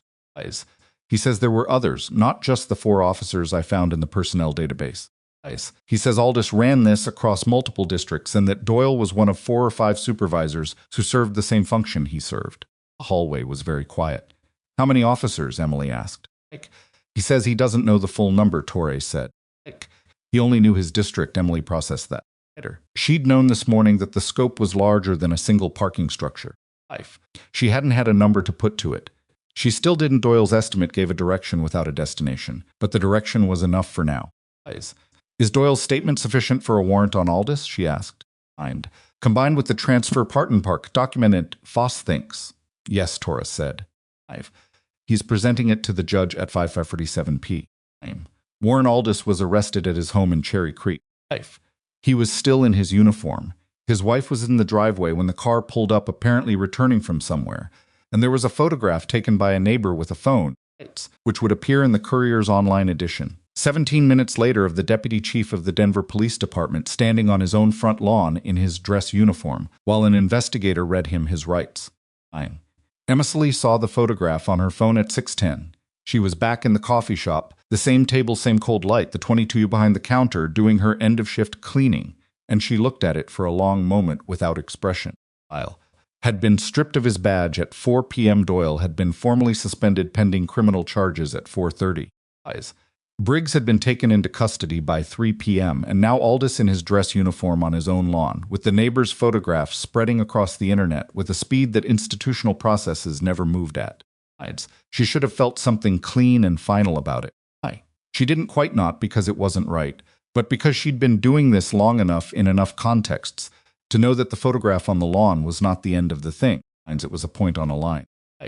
The end was the 30 to 40 people Park had identified, and the work of making sure their experiences were documented and acknowledged, and that the people who'd managed their silence faced consequences that were proportional to what they'd done. That work didn't stop with an arrest photograph. She put the phone face down on the table. Her notebook was still open. She picked up the pen and crossed out the question mark next to Aldous' name. Vasquez called at 6:45. 3 things, Vasquez said, in the brisk, organized way. She approached everything. First, the hospital has issued a formal statement reinstating you and expressing regret for the premature leave notice. It's in the Courier's updated coverage. They've been updating the story every hour or so. Emily said second, Foss's office has formally requested your military service records as part of the evidentiary package. Records will be entered into the preliminary hearing documentation, which means they become part of the public record. She paused. I want to make sure you understand what that means before it happens. Emily had known this was coming since the moment Riker walked into the processing room. I understand. She said your commendations, your operational histories, the aspects that are declassified will be publicly readable, Vasquez said. The defense is going to argue it hurts you. I think it helps you. But it's your record and your decision about how you feel about it. It's part of the documentation, Emily said. Use it. Good. A brief pause that had the sound of a check mark. Third, and this one requires a decision from you tonight. Emily waited. Superintendent Voss's office has reached out, Vasquez said. They would like you to participate in the formal review process for the department's complaint handling protocols. Not as a subject, not as a witness, as a consultant. You'd be working with the oversight board to identify structural gaps that allowed this pattern to persist. Another pause. They're asking because of your specific combination of backgrounds. Michael, military, and as someone who interacted with the system as a target. Emily sat with that for a moment. The coffee shop was closing around her, chairs going up on tables at the far end, the woman behind the counter running a final wipe down. The cold outside was pressing against the window. Can I think about it overnight? She said. Of course, Vasquez said, but Emily, I think you should do it. I know you do. You have a particular kind of credibility right now. Credibility is. It's perishable, Emily said. Fine. Yes, she ended the call and looked at the window. The dark outside was complete now, the kind of February dark that came early and stayed, and the coffee shop light made the glass reflective, so she could see herself in it. A woman in a coat at a corner table with a notebook and a cold cup of coffee, and the particular expression of someone who was tired in a way that sleep would not entirely fix. She thought about the oversight board position. She thought about what it would mean to stay in the center of this, rather than building back toward the periphery. She'd spent 4 years constructing. She thought about what Riker said, the fact that you walked away doesn't change the record, and what Denise Hart said, the person I want in the room when everything is going wrong, and she thought about Amber Westbrook on the phone. They told me withdrawing was the safest thing and the specific texture of what it meant to believe that, and then discover it wasn't true. She picked up the pen. She wrote 2 words at the bottom of the notebook page below the diagram with all its crossed-out question marks. And she looked at them. Then she closed the notebook on her coat, left a tip for the woman cleaning up, and went outside into the February dark. Her phone buzzed as she hit the sidewalk. Torres, she answered. We have a problem, Torres said, and her voice had the quality it got when something had shifted unexpectedly. Aldis's attorney filed an emergency motion 40 minutes ago. Emily stopped walking. He's arguing that the Doyle statement was obtained improperly, Torres said. The interview exceeded its scope, and that the information Doyle provided about Aldis should be suppressed. She paused. The judge hasn't ruled yet, but if the suppression goes through, the warrant on Aldis is challenged, and the charges become significantly harder to sustain. On what grounds? Emily asked. The transfer record stands independent of Doyle's statement. The transfer record establishes a connection but not intent, Torres said. Doyle's corroboration of the direct conversations with Aldis, the defense argues the transfer was a legitimate administrative decision. Emily stood on the sidewalk in the February cold and thought through the structure of it, the way Aldis's attorney was trying to remove the supporting beam that held the roof on. The transfer record was real, but it was substantial without Doyle's account of what Aldis had said in those private conversations. Move the conversations, and what remained was a personnel decision that could be characterized as poor judgment rather than criminal design. How long until the judge rules this morning? Torres said. Earliest. Emily looked at the street a car went by. Ordinary Thursday night traffic. People going home. There's something else, Torres said. Tell me Park was cross-referencing the complaint files against the physical evidence we recovered from Vale's locker, Torres said. And she found something in one of the files that didn't match what we thought we knew about the timeline. A pause. One of the 14 names on Vale's list, number 6. The date on the file says 8 months ago. The scheduling access log entry from Briggs's credential is from 6 weeks ago. Lovely waited. If Briggs only accessed the schedule 6 weeks ago, Torres said slowly, then for the first 8 months of Vale's operations at Redwood Valley, he was getting the schedule information some other way. The cold on his face was specific and direct. She stood very still on the sidewalk outside the closed coffee shop and understood what Torres was saying. There was someone else, Emily said, before Briggs. That's what the numbers suggest, Torres said. Someone with access to the scheduling system who fed it to Vale for at least 7 months before Briggs took over. And we don't know who. Emily looked at the street. At the ordinary Thursday traffic. At the Redwood Valley Medical Center. Building visible 2 blocks south, its upper floors lit against the dark sky. The parking structure adjacent to its ramps and its levels and its long approach, visible from where she was standing. Every credential that accessed the overnight schedule. In the last 14 months, she said. Every single one, we're pulling it now, Torres said. Emily, she stopped. What? One of the credentials that appears in the early access period, Torres said carefully, shot to someone in nursing administration. A pause that had the specific weight of something being chosen and not chosen at the same moment. Someone who would have had a professional relationship with the overnight staff. The cold was very quiet around Emily on the sidewalk. She said Torres said the name and Emily Carter, who had stayed level for 36 hours through handcuffs and plastic chairs and false reports and institutional leave, and the deputy chief's phone call in the coffee shop diagram, and all of it stood on the sidewalk in the February dark and the ground shift, in a way it had not shifted yet, because the name Torres said was not a stranger's. Name Torres said was Renata Solis. Emily stood on the sidewalk and let it land the way you let something land when you can't soften it straight through. No deflection. Solis, who ran nursing administration at Redwood Valley Medical Center, who had been in the job for 6 years, who had hired Emily 4 years ago, and sat across from her in a small office on the 3rd floor and said, after reviewing her application and her transcripts, and the 2 references Emily had carefully selected from her nursing program. I like how you carry yourself. You'll do well here. Who had said those exact words, which Emily had held on to in the particular way. You held on to things that felt like being seen. You're certain, Emily said. The credential is hers, Torres said. And accesses to the overnight scheduling system over a 7-month period. All between 10 p.m. and midnight, all on days preceding Vale's recorded visits to the structure. Emily looked at the Redwood Valley building 2 blocks south. Windows. The parking structure beside it. Its concrete levels stacked against the dark sky. Does she know we have the logs? Emily asked. Not yet, Torres said. We found it 40 minutes ago. I called you first. I'll contact her tonight, Emily said. That was my plan. I wanted you to know before morning. Emily looked at the street for a moment. I heard me, she said. It wasn't a request for sympathies. It was information. The kind you had to name before you could set it aside and work around it. No, Torres said. Okay, Emily said, I'll be in at 7. She ended the call and stood there for another 30 seconds in the February cold, and then she walked home because standing still wasn't going to change anything, and she needed to think, and she thought better moving. She didn't sleep well. This was the first night since the arrest that sleep didn't come cleanly, and she didn't fight it. She lay in the dark and let her mind work through the shape of Renata Solis. Fitting her into the architecture the way you fitted a piece you'd missed into a structure you thought you understood. It didn't collapse it, but it changed it. The question she kept returning to was the oldest question in these situations. Did Solis know what she was feeding? Did she understand that the scheduling data was going to a man who was using it to select targets, or had she believed some other version of what her access was for? The answer mattered for the charges. It mattered for the moral weight of it. It mattered in the specific human way that intent always mattered, even when the outcome was the same. She didn't have the answer. She wouldn't have it until someone sat across from Solis and asked, of 30. She gave up on sleep and made coffee and sat at the kitchen table with her notebook open to the diagram page. She looked at it for a while, then she turned to a clean page and wrote a single question at the top. What did she think she was doing? She didn't write an answer. She just let the question sit there.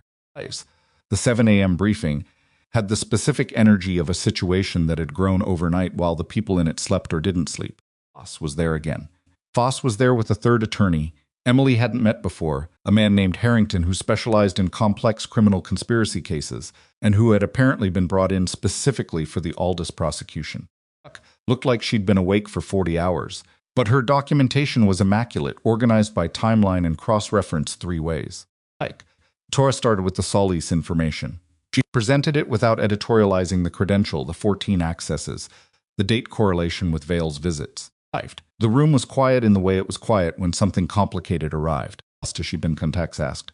No, Torres said. I want her brought in this morning before she has a chance to access any hospital systems. If she becomes aware of the log pull, she'll know as soon as her attorney makes a call, Harrington said. He was a precise, unhurried man, the kind who spoke less than everyone else in the room and calibrated each sentence. We need to move before Aldis's attorney reaches anyone else in the chain. Agreed. Said Emily was at the end of the table. I want to be clear about something before you bring her in, she said. Everyone looked at her. Renata Solis hired me. She's been my supervisor. If she had any relationship with what Vale was doing, that's a betrayal I'm going to have to process separately from this investigation. But I don't know yet what she knew or believed about what she was doing. She looked at Torres. Credential access is real.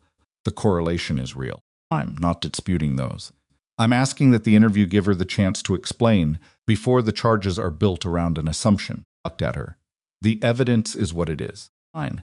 No, Emily said, I'm asking about the interview process, not the evidence. She paused. She deserves the same thing I deserved, the chance to be heard before the conclusion is written. The room held that for a moment. The interview will be conducted properly, Torres said. It was an affirmation, not a concession, and Emily accepted it as such. Renata Solis was brought in at 9:15 a.m. Emily wasn't in the room. She sat in the hallway with a cup of coffee and her notebook and waited the way she'd gotten very practiced at waiting over the last 36 hours. The interview took 2 hours and 40 minutes. Torres came out at noon. She sat down in the chair across the hallway from Emily and looked at her with the expression of someone who had just heard a complicated thing and was deciding how to convey it.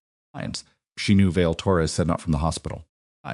From before, from the neighborhood. She grew up in North Denver 20 years ago. She said he contacted her about 2 years ago, said he was working hospital security assessments and needed to understand staff scheduling to identify vulnerabilities. Torres paused. She said she thought it was official that he had authorization. She didn't verify because she trusted him. Emily looked at the wall. She says she didn't know there was a list, Torres said. She says she didn't know about the stops. She found out this morning when she read the Courier story, and she says she's been sick about it. Since Torres was quiet for a moment. I believe some of that, she said. I don't know which parts yet. Operating? Emily asked. Fully, Torres said. Like, she wants to provide a complete statement. She's not asking for anything in return. No deal, no conditions. Right. She just wants it on the record. Emily sat with that. Life. It didn't resolve everything she'd felt lying awake at 5 in the morning, and it didn't close the gap between the person who'd said, I like how you carry yourself, and the person whose credential appeared 14 times in an access log at 11 p.m. But it was a human thing, someone who'd done a careless, trusting thing and had been used for it, and was now sitting in a room trying to account for what that meant. That was not simple. It was also not the same as what Vale had done, or what Doyle had done, or what Aldous had built. Charges? Emily asked. Foss is looking at unauthorized access and potential negligent facilitation, Torres said. Criminal conspiracy. Not unless something else comes out. It depends on what her full statement produces. Emily nodded. She picked up her coffee. It was cold. The judge ruled on Aldous' suppression motion at 2:15 p.m., and the ruling was 3 pages long and went against him on every point. Called Foss from the courthouse, and Foss relayed it to the room with the particular restraint of someone who'd been doing this long enough not to celebrate prematurely, but also long enough to recognize when the ground had definitively shifted. The judge had found that the Doyle interview was properly scoped, that the information about Aldous had emerged organically from questions about Doyle's own conduct, and that the transfer record combined with Doyle's testimony established sufficient probable cause for the warrant. The warrant stood. The charges stood. Warren Aldous would face trial. Clark looked at her screen for a moment after Foss finished speaking, and then she said very quietly, Okay, in the tone of someone releasing something they'd been holding. Emily was standing near the window. The February sky outside had gone to that particular flat white that meant Snows was thinking about it. She watched a car move through the intersection below and thought about the photograph of Aldous on his lawn in his dress uniform. The neighbors phoned the Courier article updating every hour, 47,000 views on the parking structure footage that had become 200,000 by morning and was still climbing. The public record was doing what the public record did when you let it run, building a picture that couldn't be argued away by a supervisor's signature or a transferred personnel file or a complaint marked closed. The picture was there. It was time-stamped and corroborated and cross-referenced, and it was not going anywhere. What happens to the other officers? Emily asked. For Doyle was covering beyond Vale, separate investigations, Voss said. She'd been on and off calls all morning and had the look of a woman managing 6 things simultaneously and keeping all of them in order through discipline rather than ease. All 4 on suspension. As of this morning, criminal referrals are being prepared. And the complaints from those cases all being notified. Advocacy office has been running calls since 10 a.m. Emily turned from the window. How many have been reached? As of an hour ago, 22. Voss said out of what we currently estimate at 38 total.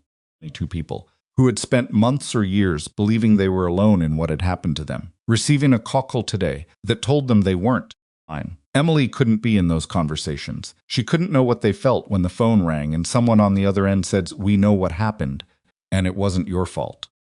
But she could know that the calls were being made, which was something she'd insisted on, and which was happening, and that was not nothing. In fact, the part that mattered most. The preliminary hearing was set for 3 weeks out. Vasquez had reviewed the timeline and told Emily what to prepare, which was primarily her formal account of the arrest, and her response to the expected defense strategy around her military background. Emily spent the following days doing her actual job. She was back at Redwood Valley by the following Monday, reinstated formally. The administrative leave notice canceled in the letter that used the phrase administrative error, and which she had folded and put in the back of a drawer where she didn't have to look at it, but also hadn't thrown away. Her first shift back was a 12-hour overnight. The ER was busy in the specific way. February busy weather-related injuries, a respiratory cluster in the geriatric ward, 2 post-surgical complications that needed monitoring through the night. She worked the whole shift without thinking about the parking structure or the plastic chair or the cuffs or any of it because the shift required her not to think about those things, and she was good at that particular skill of compartmentalization. She'd built it over years, and it was reliable. At the end of the shift at 6 p.m., she walked out through the main entrance instead of the parking structure, not because she was afraid of the structure, but because she'd started taking the long way around again, past the pediatric wing, which was quiet at 7 in the morning in a way she'd learned to accept rather than avoid. Denise Artate caught her in the corridor outside the break room. Denise was an efficient, no-nonsense woman who expressed affection through practical action. She'd put Emily's locker back in order while she was out, restocked her coffee supply, and said nothing about any of it. Asked, "You doing okay?" Emily said. "Safe." Good shift, busy. Denise looked at her for a moment with the assessing expression she used for patients and staff alike. "You look like a person who slept adequately for once." "I slept 7 hours," Denise said, with the gravity of someone for whom adequate was a high standard in healthcare. Emily almost smiled. She kept walking. Because the preliminary hearing was on a Thursday. It was held in a courtroom that smelled like old wood and recycled air, with high ceilings and fluorescent light that aged everyone unfavorably. The gallery was fuller than Emily had expected. Not packed but present, with a scatter of face she didn't recognize and a cluster near the back that she recognized as journalists. Vale sat at the defense table, looking smaller than he'd looked in the parking structure, which was the thing that always happened when institutional context was removed from people who had used it as their primary source of size. His attorney was a man named Driscoll, who had a reputation for aggressive cross-examination, and who had filed 4 pre-hearing motions, all of which Harrington had countered, and all of which the judge had allowed to run their course without ruling in Driscoll's favor. Vale was in a separate proceeding. Aldis's case had been referred to a special prosecutor given the seniority of his rank. Briggs had pleaded to a reduced charge in exchange for full cooperation. Saul Solis had entered a formal statement and was cooperating. The criminal referral had been deferred pending the outcome of the primary prosecutions. Emily gave her testimony in the morning session. She sat in the witness box and answered Foss's questions in the same register. She'd answered every question in the last 3 weeks, accurately, precisely, without embellishment or emotion that she hadn't actually felt. She described the parking structure. She described the 45 seconds before Vale spoke to her. She described the ID she offered, that he didn't take the cuffs, the cold hood of the car, the processing room, the 2 nurses, standing frozen 20 feet away. She described what she'd done in that plastic chair for 2 hours, observing, recording in her head, maintaining calm, not because she was unafraid, but because she understood that in a situation you can't immediately resolve. Documentation is the most powerful tool available. Driscoll's cross-examination lasted 45 minutes. He went after her military background in the way Foss had predicted: the training, the capacity for strategic behavior, the suggestion that a person with her background was better equipped to manufacture a false narrative than a civilian. Emily answered each question without impatience and without anger. When Driscoll suggested that her calm in the processing room was evidence of premeditation rather than self-control, she said, "Officer Vale's camera was running from the moment he initiated contact. I didn't put the camera on him. I didn't turn it on. I didn't ask the nurses in the parking structure to watch. I stayed calm because panic was not going to help me, and because I've been in situations significantly worse than a processing room." Camera documented everything. That's not strategy. That's what happens when the record exists. When Driscoll suggested her military service gave her special credibility that unfairly colored the jury's perception, Emily looked at him and said, "I didn't disclose my military service to Officer Vale. He didn't know anything about my background when he watched me for 45 seconds and then put me in handcuffs. Whatever I was in my past didn't protect me from what he did. It just meant I knew how to wait for the documentation to do its work." Driscoll sat down. The courtroom was quiet. Baker testified in the afternoon session. He was in uniform service ribbons, the particular bearing that dress uniform required of people who'd earned the right to wear it without irony. He described the unit's relationship with Emily over 11 months of operational deployment. He described specific incidents, not the classified ones, but the ones that had been cleared for disclosure, which were enough. He spoke about a night in a deteriorating building where Emily had performed emergency thoracic decompression as a soldier, with a collapsed lung using equipment improvised from what was in her kit in darkness under active threat. And the man had lived and was currently working a desk job in Virginia and had submitted a written statement that was entered into the record. He described what she had been, had described it accurately and without decoration, which made it more powerful than any decorated version would have been. He also said something that Emily hadn't expected toward the end of his testimony, when Foss asked him to characterize her judgment under pressure. Baker paused before answering, which was not his usual pace, and then he said, "The best medics I've served with, and I've served with extraordinary people, share a specific quality. They see the situation as it is, not as they want it to be or fear it to be. They don't panic and they don't pretend. Emily Carter is the best field medic I have ever worked with.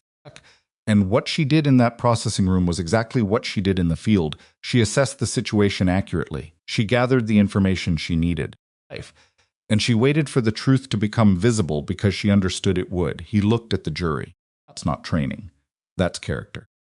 Sitting at the prosecution's table, looked at the exhibit folder in front of her and did not look at Riker while he said it, because some things were easier to receive when you weren't watching the person deliver them.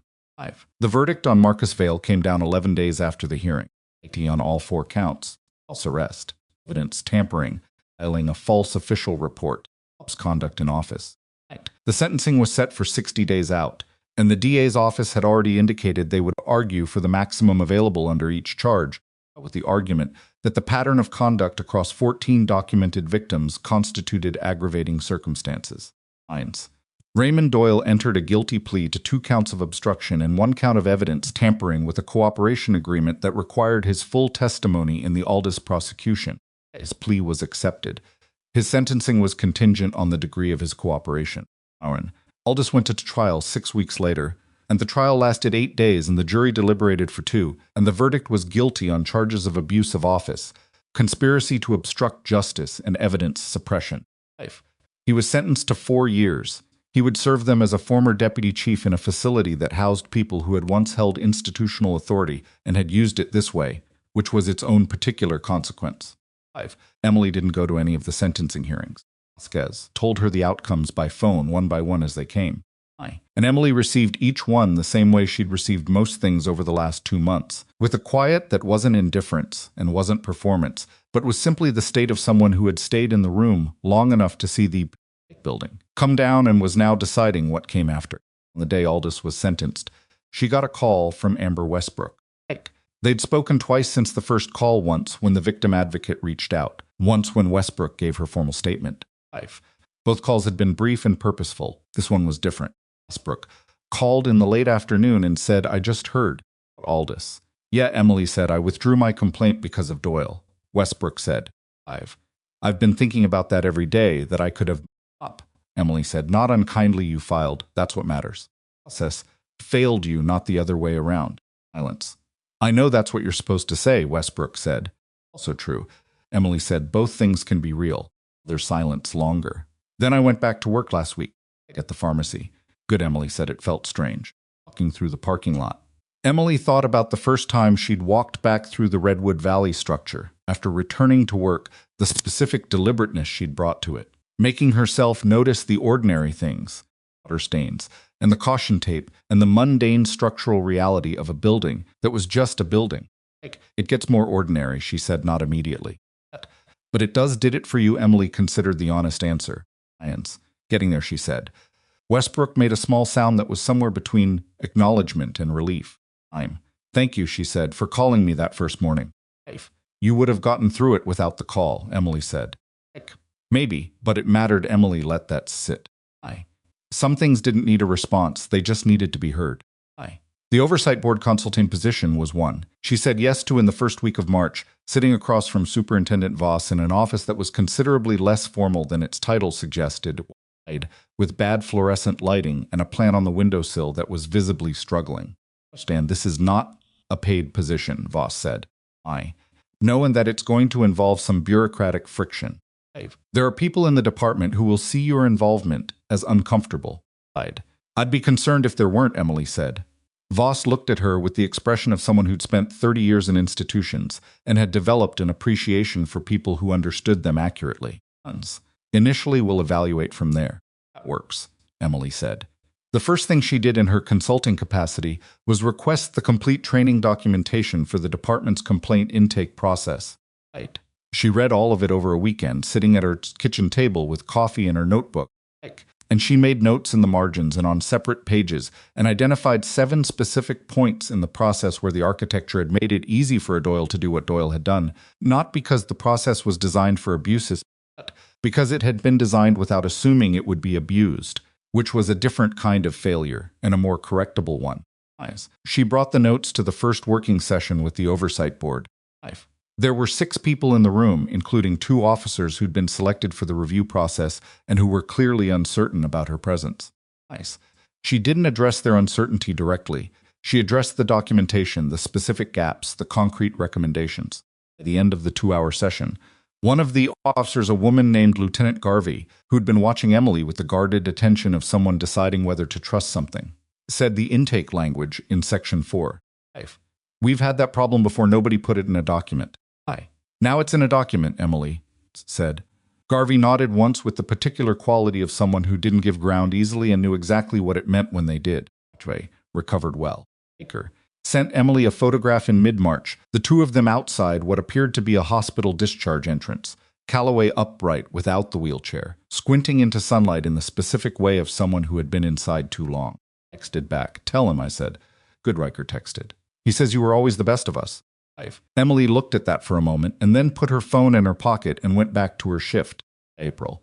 The hospital held a staff recognition event. It was the kind of event that hospitals held a modest gathering in the third-floor conference room, finger food, and the administration's visible effort to demonstrate that they valued their people, which Emily had attended twice in 4 years and found adequate as institutional gestures went. This year, Administrator Holt gave a brief speech that included an acknowledgement of what had happened in February and what it had revealed about the importance of staff safety and institutional accountability. He said Emily's name. He said that the hospital's response in the immediate aftermath had not been what it should have been, and that the board had implemented new security protocols and reporting structures as a result. It was not a full accounting. Emily didn't expect a full accounting from a room like that. It was specific, and it was public, and it was said in front of 60 people, which meant it was on the record in the informal way that things said in front of 60 people were always on the record.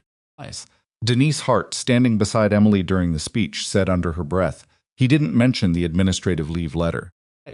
No, Emily said convenient. They called it an administrative error, Emily said. I know what they called it, Denise said, with the particular precision of a woman who remembered exactly what had been said and was not going to let anyone forget it had been said differently. Emily almost laughed. It was almost a laugh the kind that came from genuine recognition of something human and slightly absurd, which was different from the almost smiles of the last 2 months. He glanced at her. There it is, Denise said. You almost laughed. I did not, you did, Denise said. I've been waiting. The thing about justice was that it didn't arrive as a moment. Emily had known this in the abstract for most of her adult life, had seen it in the field and in the hospital and in the spaces between institutions where people tried to hold things together with insufficient resources and too much responsibility. She understood it more specifically now, not as a concept, but as a lived experience. The way you understood a thing differently once you'd been inside it. Justice was the sum of all the small accountabilities. It was Vale's verdict and Aldis's sentence. Yes. But it was also Park staying awake for 40 hours, because the numbers had to be right. It was Reyes saying the pharmacy tech's name in a hallway when he could have stayed quiet. It was Foss arguing the suppression motion for 3 hours in front of a judge who made him earn it. It was Torres writing something on her notepad without being asked when Emily said, I want this documented. It was Amber Westbrook going back to the parking lot even though it felt strange, because the alternative was letting what Vale had done determine the geography of her life forever. It was none of those things on its own. It was all of them together, running in sequence, each one depending on the one before it holding. Emily thought about this on a Thursday morning in May, standing in the parking structure at Redwood Valley Medical Center at 2:30 a.m. At the end of her shift, she'd driven out to the structure with the specific intention of standing in it and not going somewhere else, because she'd been taking the long way around long enough, and she was done with the long way around. The structure was quiet. The same overhead lights, the same concrete columns, the same water stain near the stairwell door. The caution tape that had been blowing in February was gone. I had dealt with it. She stood there for a few minutes and looked at the space. She thought about the 45 seconds before Vale spoke to her. She thought about the cold hood of the car and the cuffs and the plastic chair, and 27 hours of building a record, piece by piece, sentence by sentence, because it was the only tool available, and she'd known how to use it. She thought about the 14 names, and what had happened to each of them, the outcome still unfolding, some of them in counseling, some of them pursuing civil claims, some of them simply trying to put it down and move forward, all of them doing it differently because people were different, and there was no universal method for processing the specific violation of being made into someone's instrument without your knowledge. She thought about Renata Solis, whose case was still pending, whose statement had been entered into the record, who had called Emily once, just once briefly, to say that she was sorry and that she understood if Emily didn't want to hear that from her. Since Emily had said, "I hear you," she hadn't said anything else. Some things required more distance before they could be resolved, and she was honest enough with herself to know when she was inside a thing rather than past it. She thought about what Riker had said in the hallway at District 4 on a Thursday morning that felt considerably longer ago than 3 months. We just kept putting her in rooms where nobody noticed. She'd spent 4 years building a life designed around not being noticed. She'd needed that life. It had been real and good, and it was still real and still good. The apartment, the shifts, the bad vending machine coffee, the specific rhythm of a hospital at 3 a.m. When the pace was different from daytime, the way Denise said adequate like it was the highest form of praise, well, that had changed. She wasn't a different person standing in this parking structure in May than she'd been walking through it in February.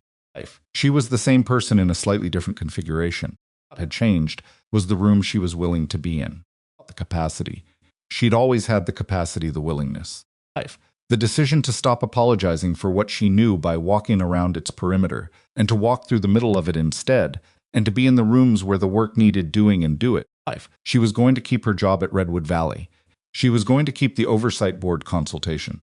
She was going to go back to the Oversight Board working session next Tuesday and push for the Section 4 language revision and hold firm on it until it was in the policy documentation.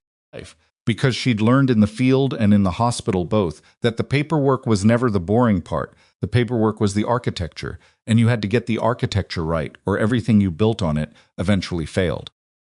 She was going to call Amber Westbrook in a few weeks, not for any official reason, just to check in, because the victim advocacy process was formal and bounded, and the informal human version of "how are you doing" was a different thing and also necessary. She was going to be imperfect about all of it. She was going to make calls that were wrong and take longer than she should on things, and come home tired in ways that made her difficult to be around, and have weeks where the compression she used to manage, everything went too tight and had to be released in the privacy of her own apartment before she could be useful to anyone else. She knew this about herself. She'd always known it. She was also going to be very good at it in the specific way she was good at the things that mattered to her, which was not effortlessly but persistently putting the work in quietly, without announcement, in the same register. She'd sat in a plastic chair for 2 hours and built a record and waited for the truth to become visible.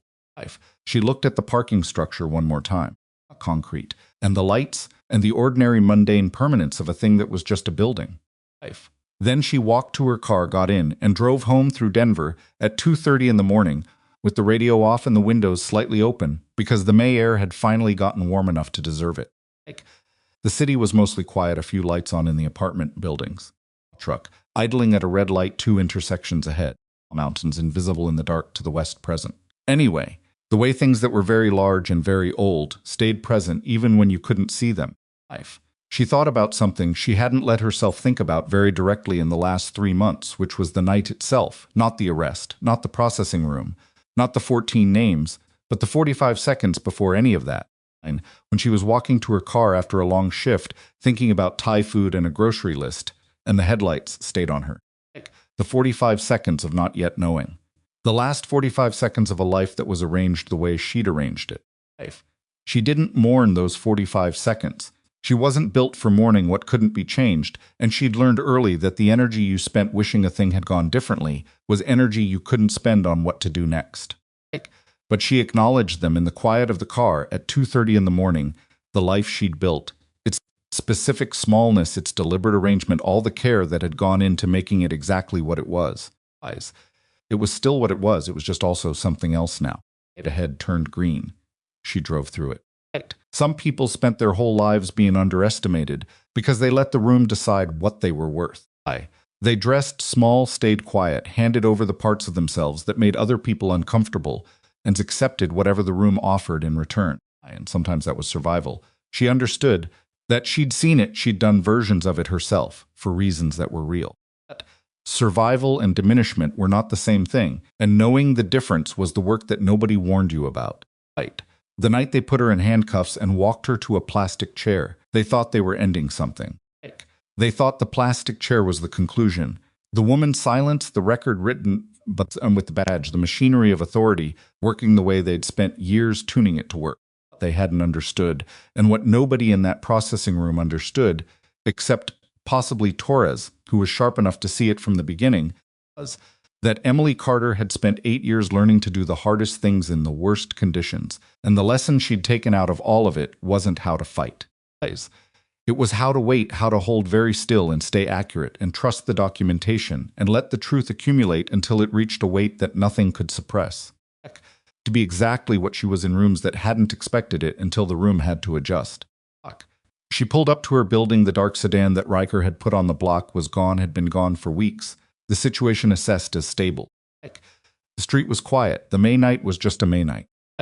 She got out of the car and looked up for a moment at the lit windows of her building, her floor, her apartment she'd left on, because she'd started leaving one on again, and she thought about the grocery list in the kitchen drawer that she'd replaced twice since February, actually buying the things on it now, and the coffee she'd restocked, the Thai place on Morrison, whose number she'd finally saved in her phone instead of looking it up every time. Small life rebuilt, which was the same small life as before, except she was standing in it differently now. Taking up the space it actually required, and not apologizing for the parts of herself that were inconvenient for the people who preferred her manageable eyes. She climbed the stairs. She went to bed at 3 a.m. and slept without difficulty, deeply and without interruption, the sleep of someone who had said everything that needed saying and done everything that needed doing and was for now at rest. Outside, Denver continued its ordinary quiet business of being a city at 3 in the morning. The mountains held their position to the west. The parking structure at Redwood Valley Medical Center was empty and still. The case files were in the DA's office, organized and indexed and going nowhere. The names, all 38 of them now fully documented, were in a record that was public and permanent and had not been made to disappear. And Emily Carter slept.